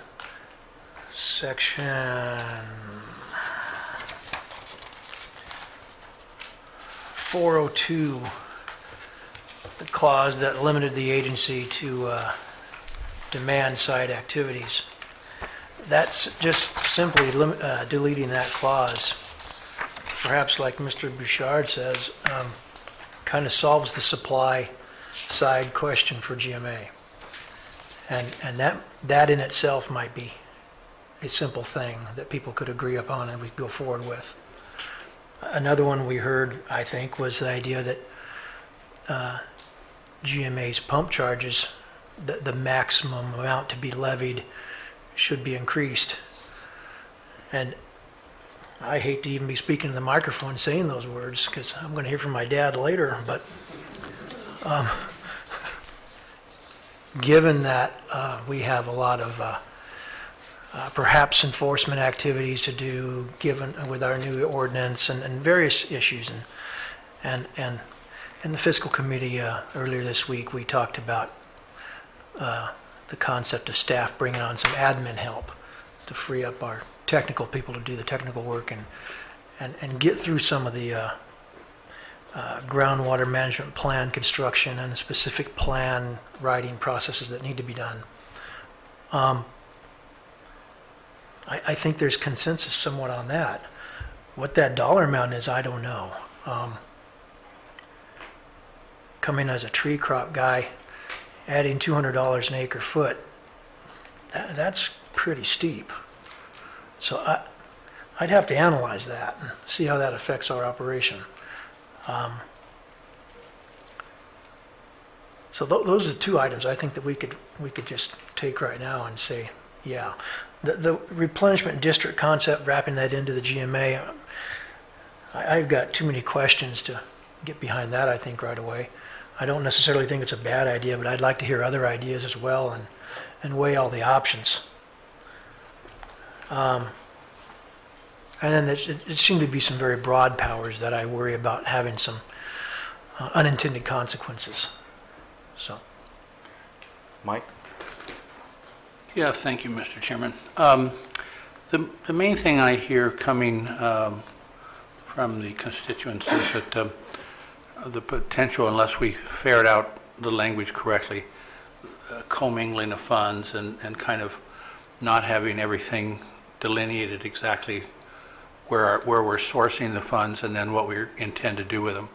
So I think that's something we have to really be careful with, because what we don't want to do is to cause people to become disenchanted with our use of the funds. If we get the whole process going, this is an if, because that's a quick way to get everybody unhappy to see a project that gets funded and 5 years later the bond is still sitting there. And we heard some of that coming from Sacramento recently, where there's things that were promoted and have gotten nowhere. So we have to watch out for those pitfalls, because this is a pretty good tight creep, and I enjoy having the constituents I do have. They, given the opportunity, they really, I think, try to work together. And our competition is not the person across the street. I see our competitions in Peru, Chile, other countries that are trying to ship stuff in here on us. And so we need to all stick together and make it better for the group as a whole. And we have to be sure and not create something that causes us to lose faith among our constituents, because they're on whom we're going to depend ongoing support. One thing that I think was brought forth by Carol Schoen, and I think that should be given good thought, is maybe in the meantime something that totally is available to us, and that is if we have an unusual and extraordinary amount of penalty money that comes up this year. This is not something we need Sacramento's approval. We could do this among ourselves, is to segregate those monies in such a way that they do find their way back from the area from which they came. And I'm thinking probably more Magoo and the Oxnard Plain more than anywhere else, because this is where they're in a really tough go with the United things. And I'll be interested, Mr. Chairman, in hearing more perhaps from you with regard to the latest things from Nemesis and stuff. So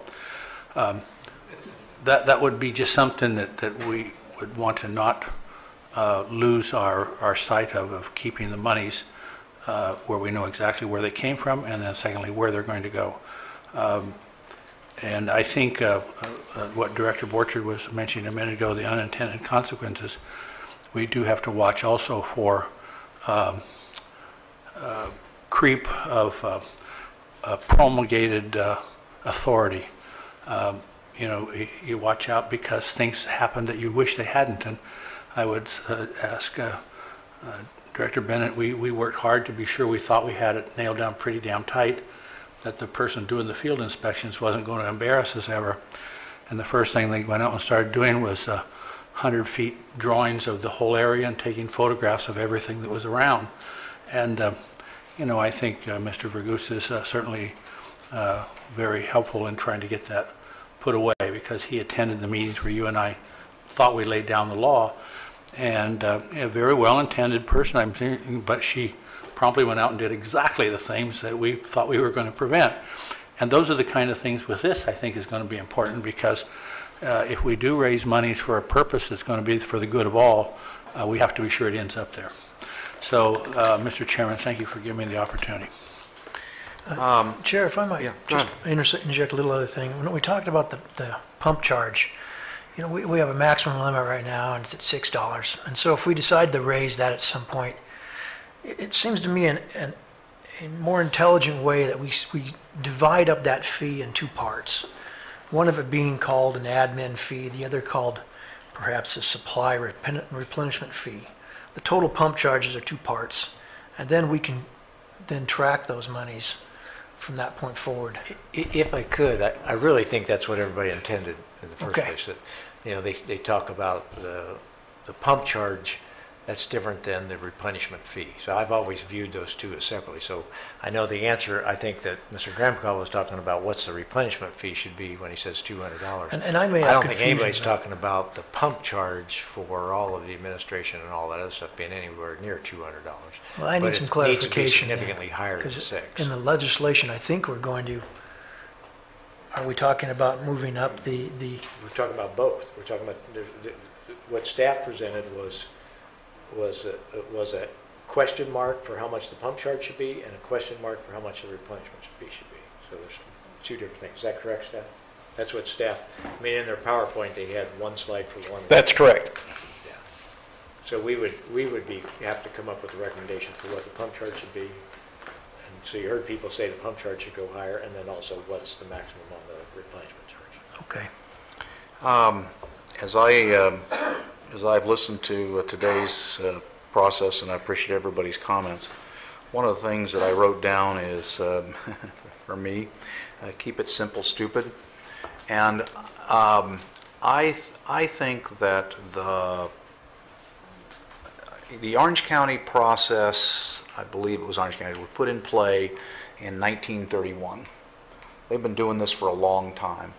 And we've added to that, state has added to that, or whatever that authority is, a whole bunch of criteria. I know from my experience at United, we just went through it yesterday, as I said, the process of looking at the charge year over year does not give anybody certainty in their cropping patterns, and it doesn't give anybody certainty in the bond element, because you in effect have the right to pull that money because people go, you know what, it just rained real hard the last 3 years, why are we paying this extra $200? And the concept of conjunctive use just goes out the door.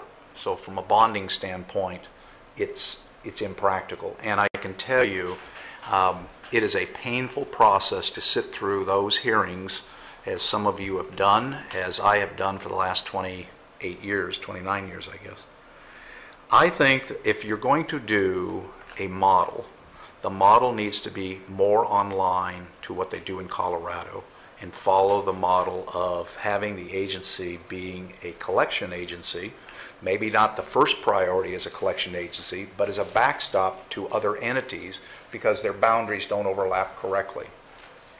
With that regard, I'm not in favor of striking that big long paragraph, the agency shall not be involved, because I do believe that one of the assurances we need to give the cities, the M&I folks that have spent a long history of developing projects and have the authority to raise the funds, build them, manage them, and the like.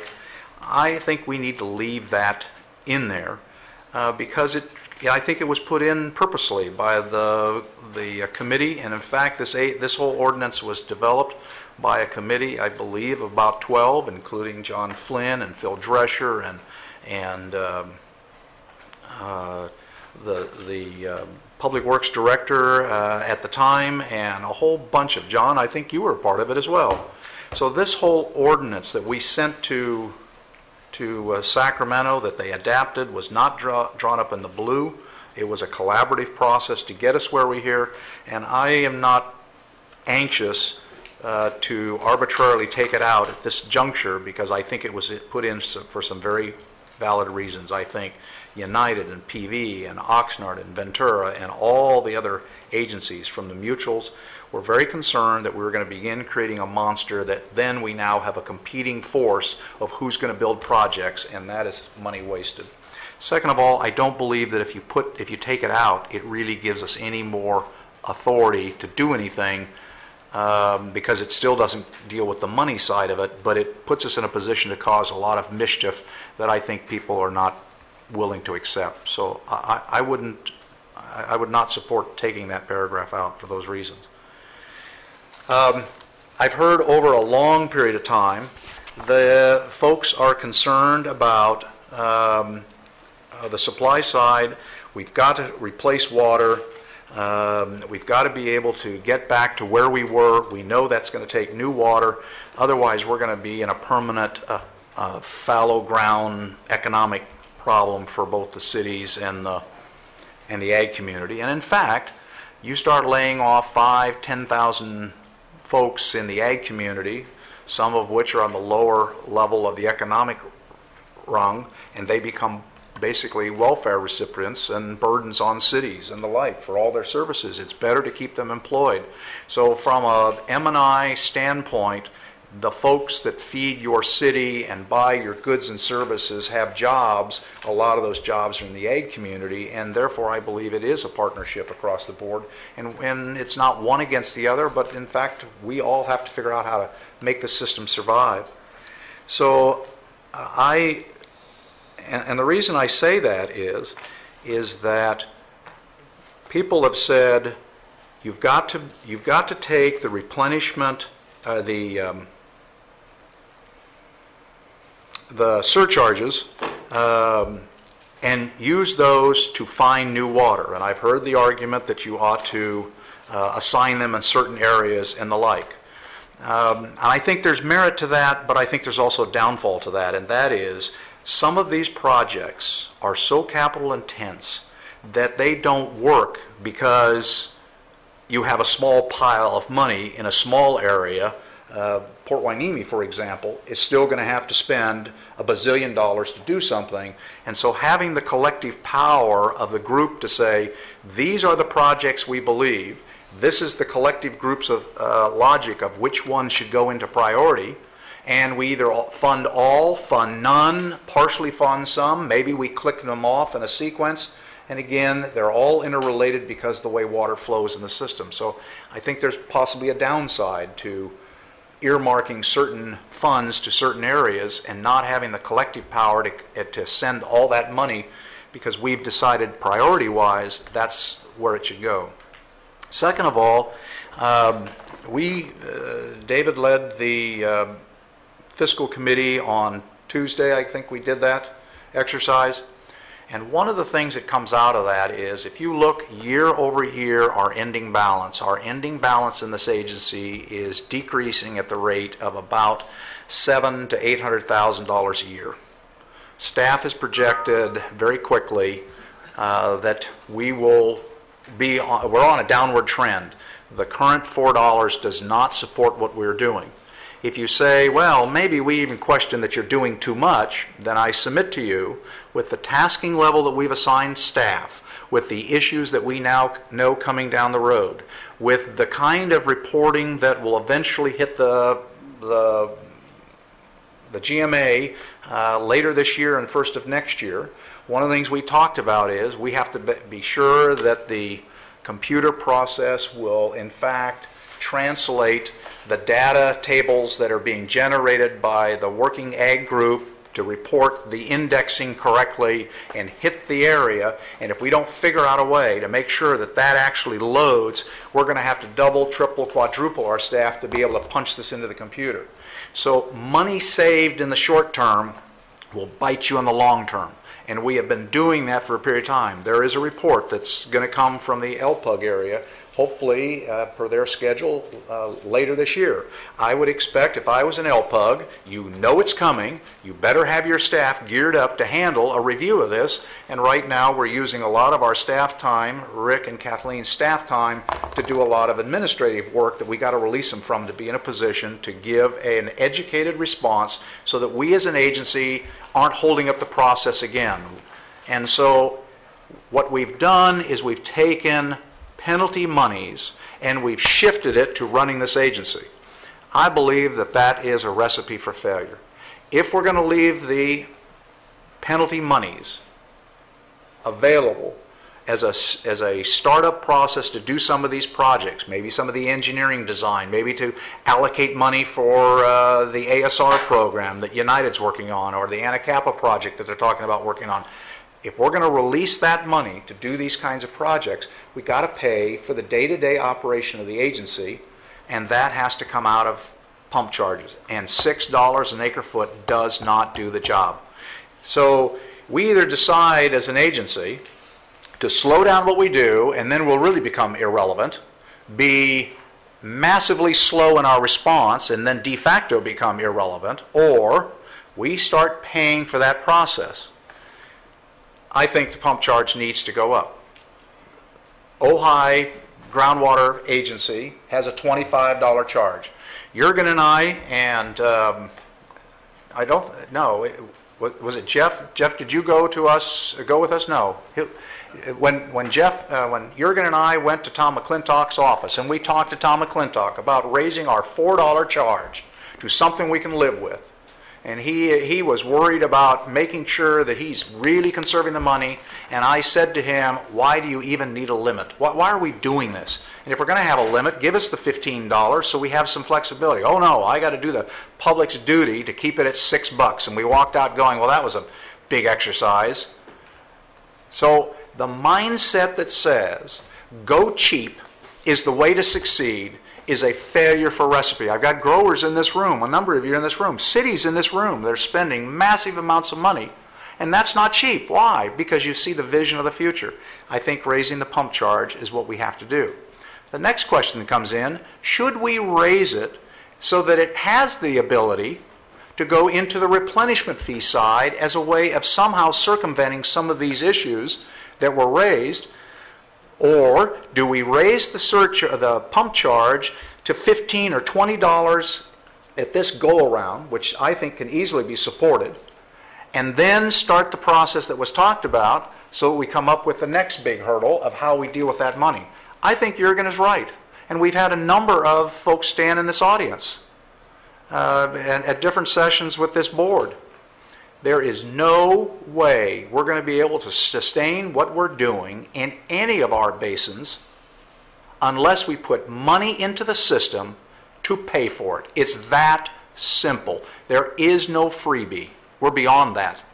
And the timeline to bring a project online, I don't care where it is, the GREAT program has been worked on for 10 years and it's not up and running yet.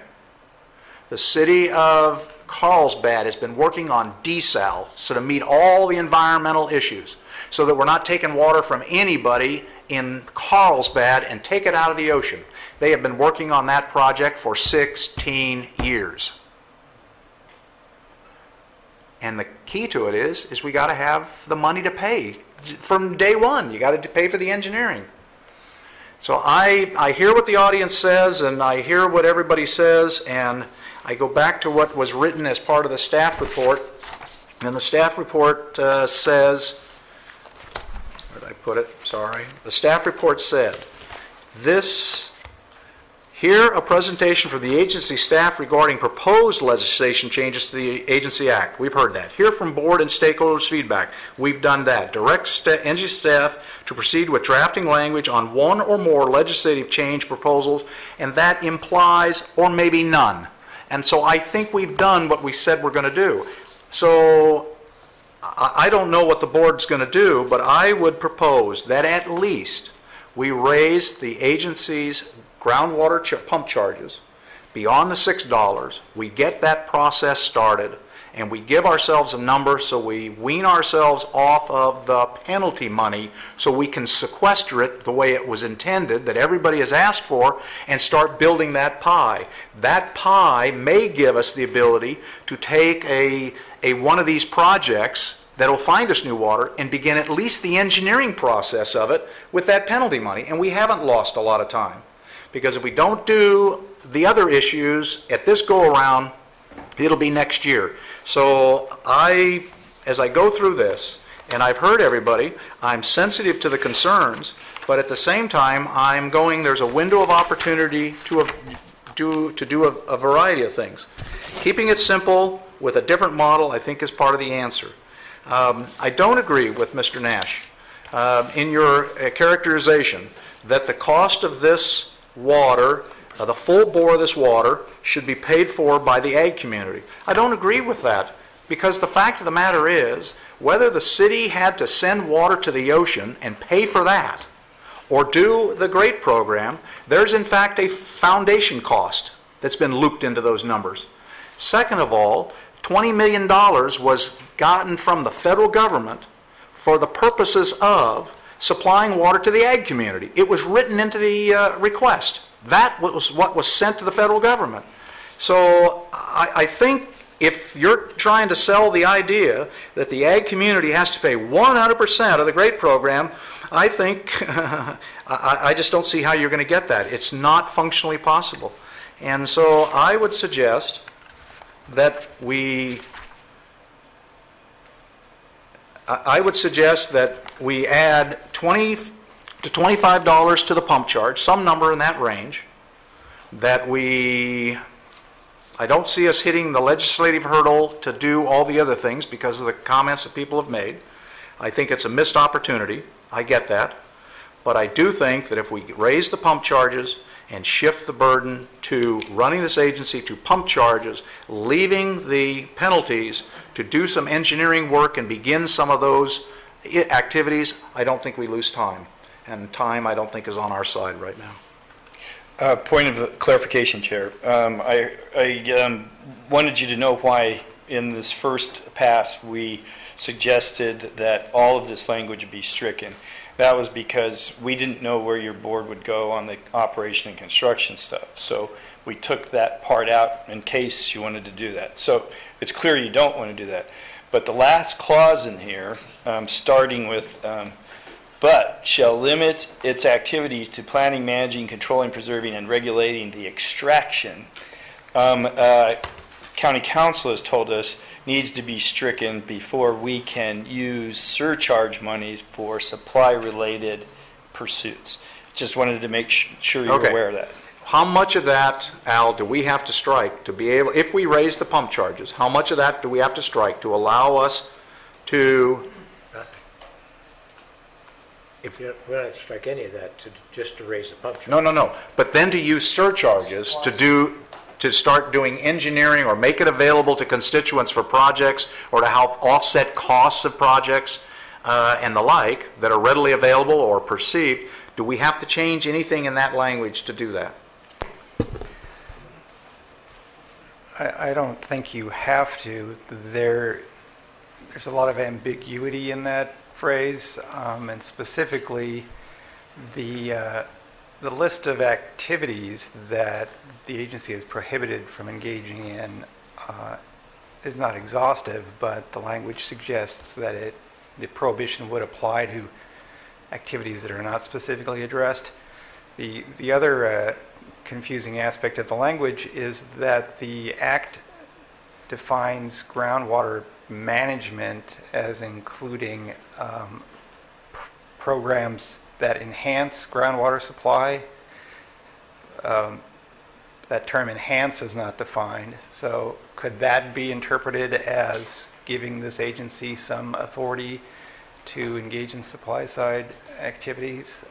It's an open question. But I don't know that just striking that last clause clarifies any of that, frankly. As was mentioned, we've funded some projects on these grant programs under the rubric of investigation and studies, which the agency has authority to do. Those activities are precursors to construction projects, but since the funds were earmarked for those specific activities, I felt that it fell within the agency's existing authority. So it's not entirely clear, but there is some existing authority that the agency has that would not require that this language be touched if the board is not inclined to eliminate it or ask that it be eliminated. Since this is, we're not taking action, and it's direction to staff, anything we tell staff to do collectively has to come back, I assume, at the next board meeting. So even the changes I'm proposing or other people are proposing will have to get another bite at the apple, and that'll be the 25th. If we make the change that says, if the board agrees to my recommendation, and we'll hear from them in a second, but if we make the change to change the groundwater pump charges to some other number than 6 and bring it up, and if in analysis that you make, adding or subtracting from this paragraph so that it's clear that we can spend surcharge penalties for doing the kinds of managing, controlling, or granting, all those things that we've done in the past, then let's make that paragraph correct. I'll make that as part of my request. Anyway, what do you guys want to do? Mr. Chairman, could I ask Director Bennett, what is the logic or the lack thereof of having the request of the week go up to Sacramento? Having the what? The request of each week. It seems like, we could probably get ourselves one of those Jerry Brown trains and we could keep sending messages to Sacramento. Does it make more sense to wait and do it as a package, or does it make sense to dribble it up one request at a time? Well, I think the key thing is if you go up with controversy. I don't think you want to go up every month with a change, but what I do think, if we went this direction, assuming there is agreement on raising the pump charge, and I haven't heard anybody disagree, and that was one of the questions I was going to ask. Anybody out there opposed to raising the pump charge? I think everybody from the environmental side to this side would all be, everybody's saying raise the pump charge. If everybody's in agreement, it's not a big deal. And then, because it's going to take us a while, from what I've heard, it's going to take us a while to reach agreement on the replenishment charge. So if we then did this right now, and it wasn't controversial, and then we came with the bigger change. But what I don't think you want to do is do half of a big change and then do another half of a big change. This would be considered a pretty clean, tight, you're just changing the pump charge essentially here. I think that would work. Would you mix in changing some of the language of a paragraph or two in addition then to the pump? Well, that's why I sort of was going, if you're just changing the pump charge, you don't have to do this. But if we also want to buy the ability to have the surcharges be able to be used, then, not knowing for sure where we're going to go with the replenishment fee in terms of going forward. This is my suggestion after hearing what Director Mulhart just said, which would be, I could support this, direct staff to come up with, and have staff do some calculations. What do they think? Make sure we have enough in terms of pump charge. Because when we, I'll tell you, one of the questions they're going to say is, well, you're not even charging the full amount now, and you want us to raise this. You know what I mean? So that'll be an interesting thing. But I think you can address that, and we probably should fairly soon raise it to 6 while this legislation is going forward. But take advantage of this June 27th deadline if we have somebody cooperative. get the pump charge and that part taken care of. And I would suggest that next fall, because it's just going to be difficult this summer, July, but next fall, September, October, November, we have some more conversation and hearings about the replenishment fee, see if we can reach consensus on that, because if we want to, as Jeanette Lombardo said, if we want to get there even for 2016, we want to give it to the legislature by December. The legislators want to have it from us so that we can go. That'd give us one more shot to see if we can reach some consensus. And the people that want to do this, we all need to work at trying to reach that consensus, reach out to everybody out there to try to say, what is it that it takes to be able to go forward on the replenishment fee? So I would suggest we don't just drop the replenishment fee and kind of hope that we get there. We're going to have a concerted effort. And that ought to be in the fall if we want to have any chance of getting there. Let me throw out an amendment to my suggestion. Is it possible that we could actually request that the basin, the pump charge of $25, and I'm picking a number, $25 for administration of the GMA and authority for an additional X, we can plug the number in there, for granting for capital projects not to be effective until, and we can set some date out, but at least we get it in there. So we actually have the ability in the ordinance to run our district the way it's supposed to be run by the pump charges, and the authority to charge a basin replenishment fee not to exceed, and I'll use Jurgen's number, $300, and then give it a date that it can't be prior to. If you do that, we would have on the books at least the ability to have the conversation, and we will have the conversation. I don't think anybody in this board is naive to think that we're going to say to folks, everybody's paying $300. If you want to start a war, that's what you're going to get. Obviously, we're going to go through a process. But we have a window of opportunity that would put that number in play. Maybe you don't even need the date, because the number will be in play come January 1. The earliest we can deal with it would be, and the earliest that people could pay it would be halfway through the following year. But maybe that would be the way we generate cash to offset part of the GREAT program or some of the other programs or whatever it takes to put water back in. So I would amend mine to see if we can actually get through a two-step number. I appreciate the sentiment. I think that's not a formula that they'll accept that works, and I don't think it works in Sacramento. I think it's difficult in Sacramento. That's a big issue. And all you have to have is a few people behind the scenes, communicating to them, and then the whole thing blows up. And I don't think it works for us here at this level. I think there are some people that are questioning whether Fox Canyon should be the ones to collect that, so they would raise this issue. Other people would be questioning, what are you going to do with the money, all that. We just don't have the consensus for that part of it. So it would be. Okay. I think the best we can do is say, let's do the pump charge. And if we can, the surcharge side of it in case we want to do some granting, and then let's set up some kind of process to see if we can reach, better consensus, certainly better consensus than we have here today on the replenishment fee. That's what I think is the only thing that I would think makes sense for us. What do you guys want to do? I think I concur with Mr. Bennett.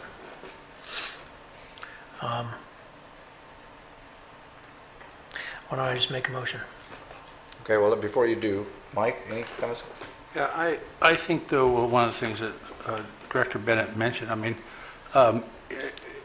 is there anyone here today, let's open it back up, Chairman Mulhern, we could, who's just philosophically opposed to us touching the pump charge at all? I would say, come forth and plead your case. Because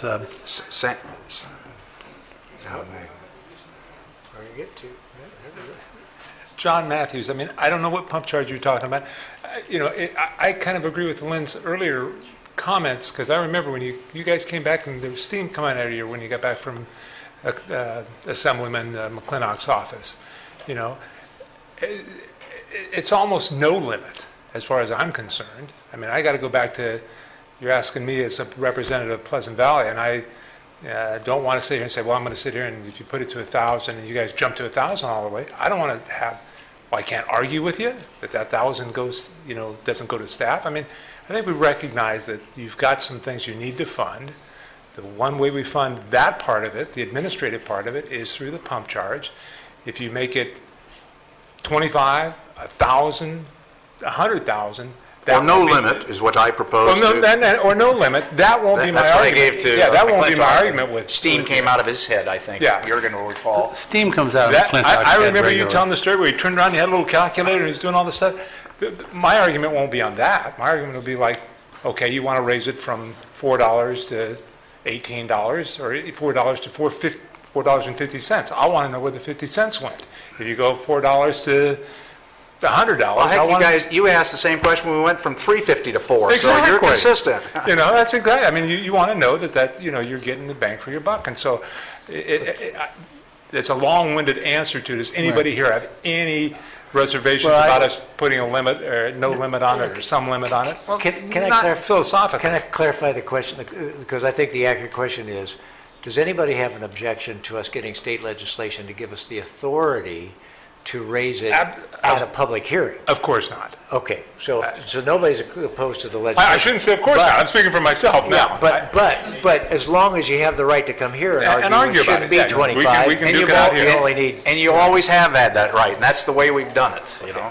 Well, a couple of things. I mean, I've gone with Mr. This gentleman, I Vergutz's. think, is still trying Oh, to answer okay. your question. No, Yes, sir. It's $4 billion an acre foot, so do you have a problem with that? Yes. I'm not sure my name is Bill Miller, I'm a grower.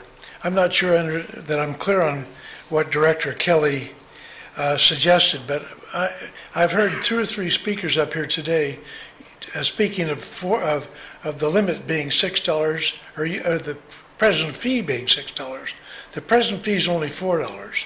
And now I understand you're talking of raising not necessarily the charge or the fee, whatever you want to call it, but the limit. Yes. Where the limit is now 6. No, the limit is currently 6. Yeah, it is now 6. I can understand because we need to have this fee raised. I'm subject to the raising the fee also. But I don't want to see us put the limit at 6, at 12, or 25, 20 or 25, and then just jump to that number. I think if you want to change the limit, that's fine. But let's determine somewhere along the line how much we need to raise the actual fee before we just jump all the way up to $25. From a historical perspective, if we have that debate, that fee does not become effective till the beginning of the new reporting period. It's never been retroactive. And every time we have raised that fee, and in fact over the history we've actually lowered the fee on a couple of occasions. Okay. So that fee has kind of done this. In every one of those cases, whether to raise it or lower it has always been a public process, and we've always heard the audience, no matter if it's been a 25-cent increase or a $1.50 increase. We at one point raised it from $4 to $6 to generate a surplus of funds in the event of litigation. We have that. Then we brought it back down. So the process that you're asking about is the process we've used in the last 25 years, and it'll continue. Okay. Okay? All right, thank you. Right. And I would guarantee you, sir, that that's not going to be a decision I'll take lightly, and I'm going to scrutinize it very well. David has a father that looks over him. Yes, ma'am. I just have 2 suggestions. One, as you stated, we had the budget meeting for the GMA on Tuesday. Perhaps, I imagine it's time for the review at the regular board meeting. Yes. So maybe this is the time to have that review that will help us come to the figure that we can all agree upon as what the increase should be, since we're trying to separate ourselves from the surcharges. The other thing legislatively, which I would like to see if we can get some clarification on, is because of Governor Brown's drought ordinances, and now we're in stage 2, soon to be going into stage 3. It's not clear legislatively if we can, because of the drought, enact emergency legislation that doesn't is currently not in the calendar that is set. So I guess what I'm saying, and maybe Steve, you can help me with this, is say we meet back in the fall to deal with the replenishment fee, and we decide in October that, or November, why, we don't have to wait to January to get it to the legislator if it falls under the emergency ordinance. That, I'm just asking the question because I don't know the answer, and because we haven't been in a drought situation. I mean, if we're all in consensus and we can get a legislature to carry it as an emergency thing, that's fine. I just think that's difficult to do, to get a legislator to carry this kind of thing as emergency legislation, a replenishment fee that is going to, so I could see a legislator saying, look, I'm getting ready to put my package together for next year, and I get to introduce 20 bills, and I'm going to do it on January 10th, so get it to me in December. But that's our best opportunity, but there's nothing that would stop us, and one more reason to work, nothing to stop us from asking for emergency if that's what we decide. And I understand what you're saying. These are long-term projects. We don't have to, but at the same time, we have the PTP pipeline is going to be sucking air in 2 months. And there's some projects that are out there that we could implement immediately. I'm not speaking to the value of slowing down because these are long-term projects. I'm speaking to the value of slowing down because the group, the stakeholders are not there. Okay. And I'm just saying that it's more important for us to get it right for the long run than it is to move fast. Okay, let me. I'm watching the clock, and David, this is I don't believe this is an action item. This is not an action item. It's a study group. So let me, if I may, summarize what I think I'm hearing. We're asking staff to come back at the regular board meeting with a increase in the groundwater pump charge. My recommendation is 25. Staff will come back with a number. We'll debate it then.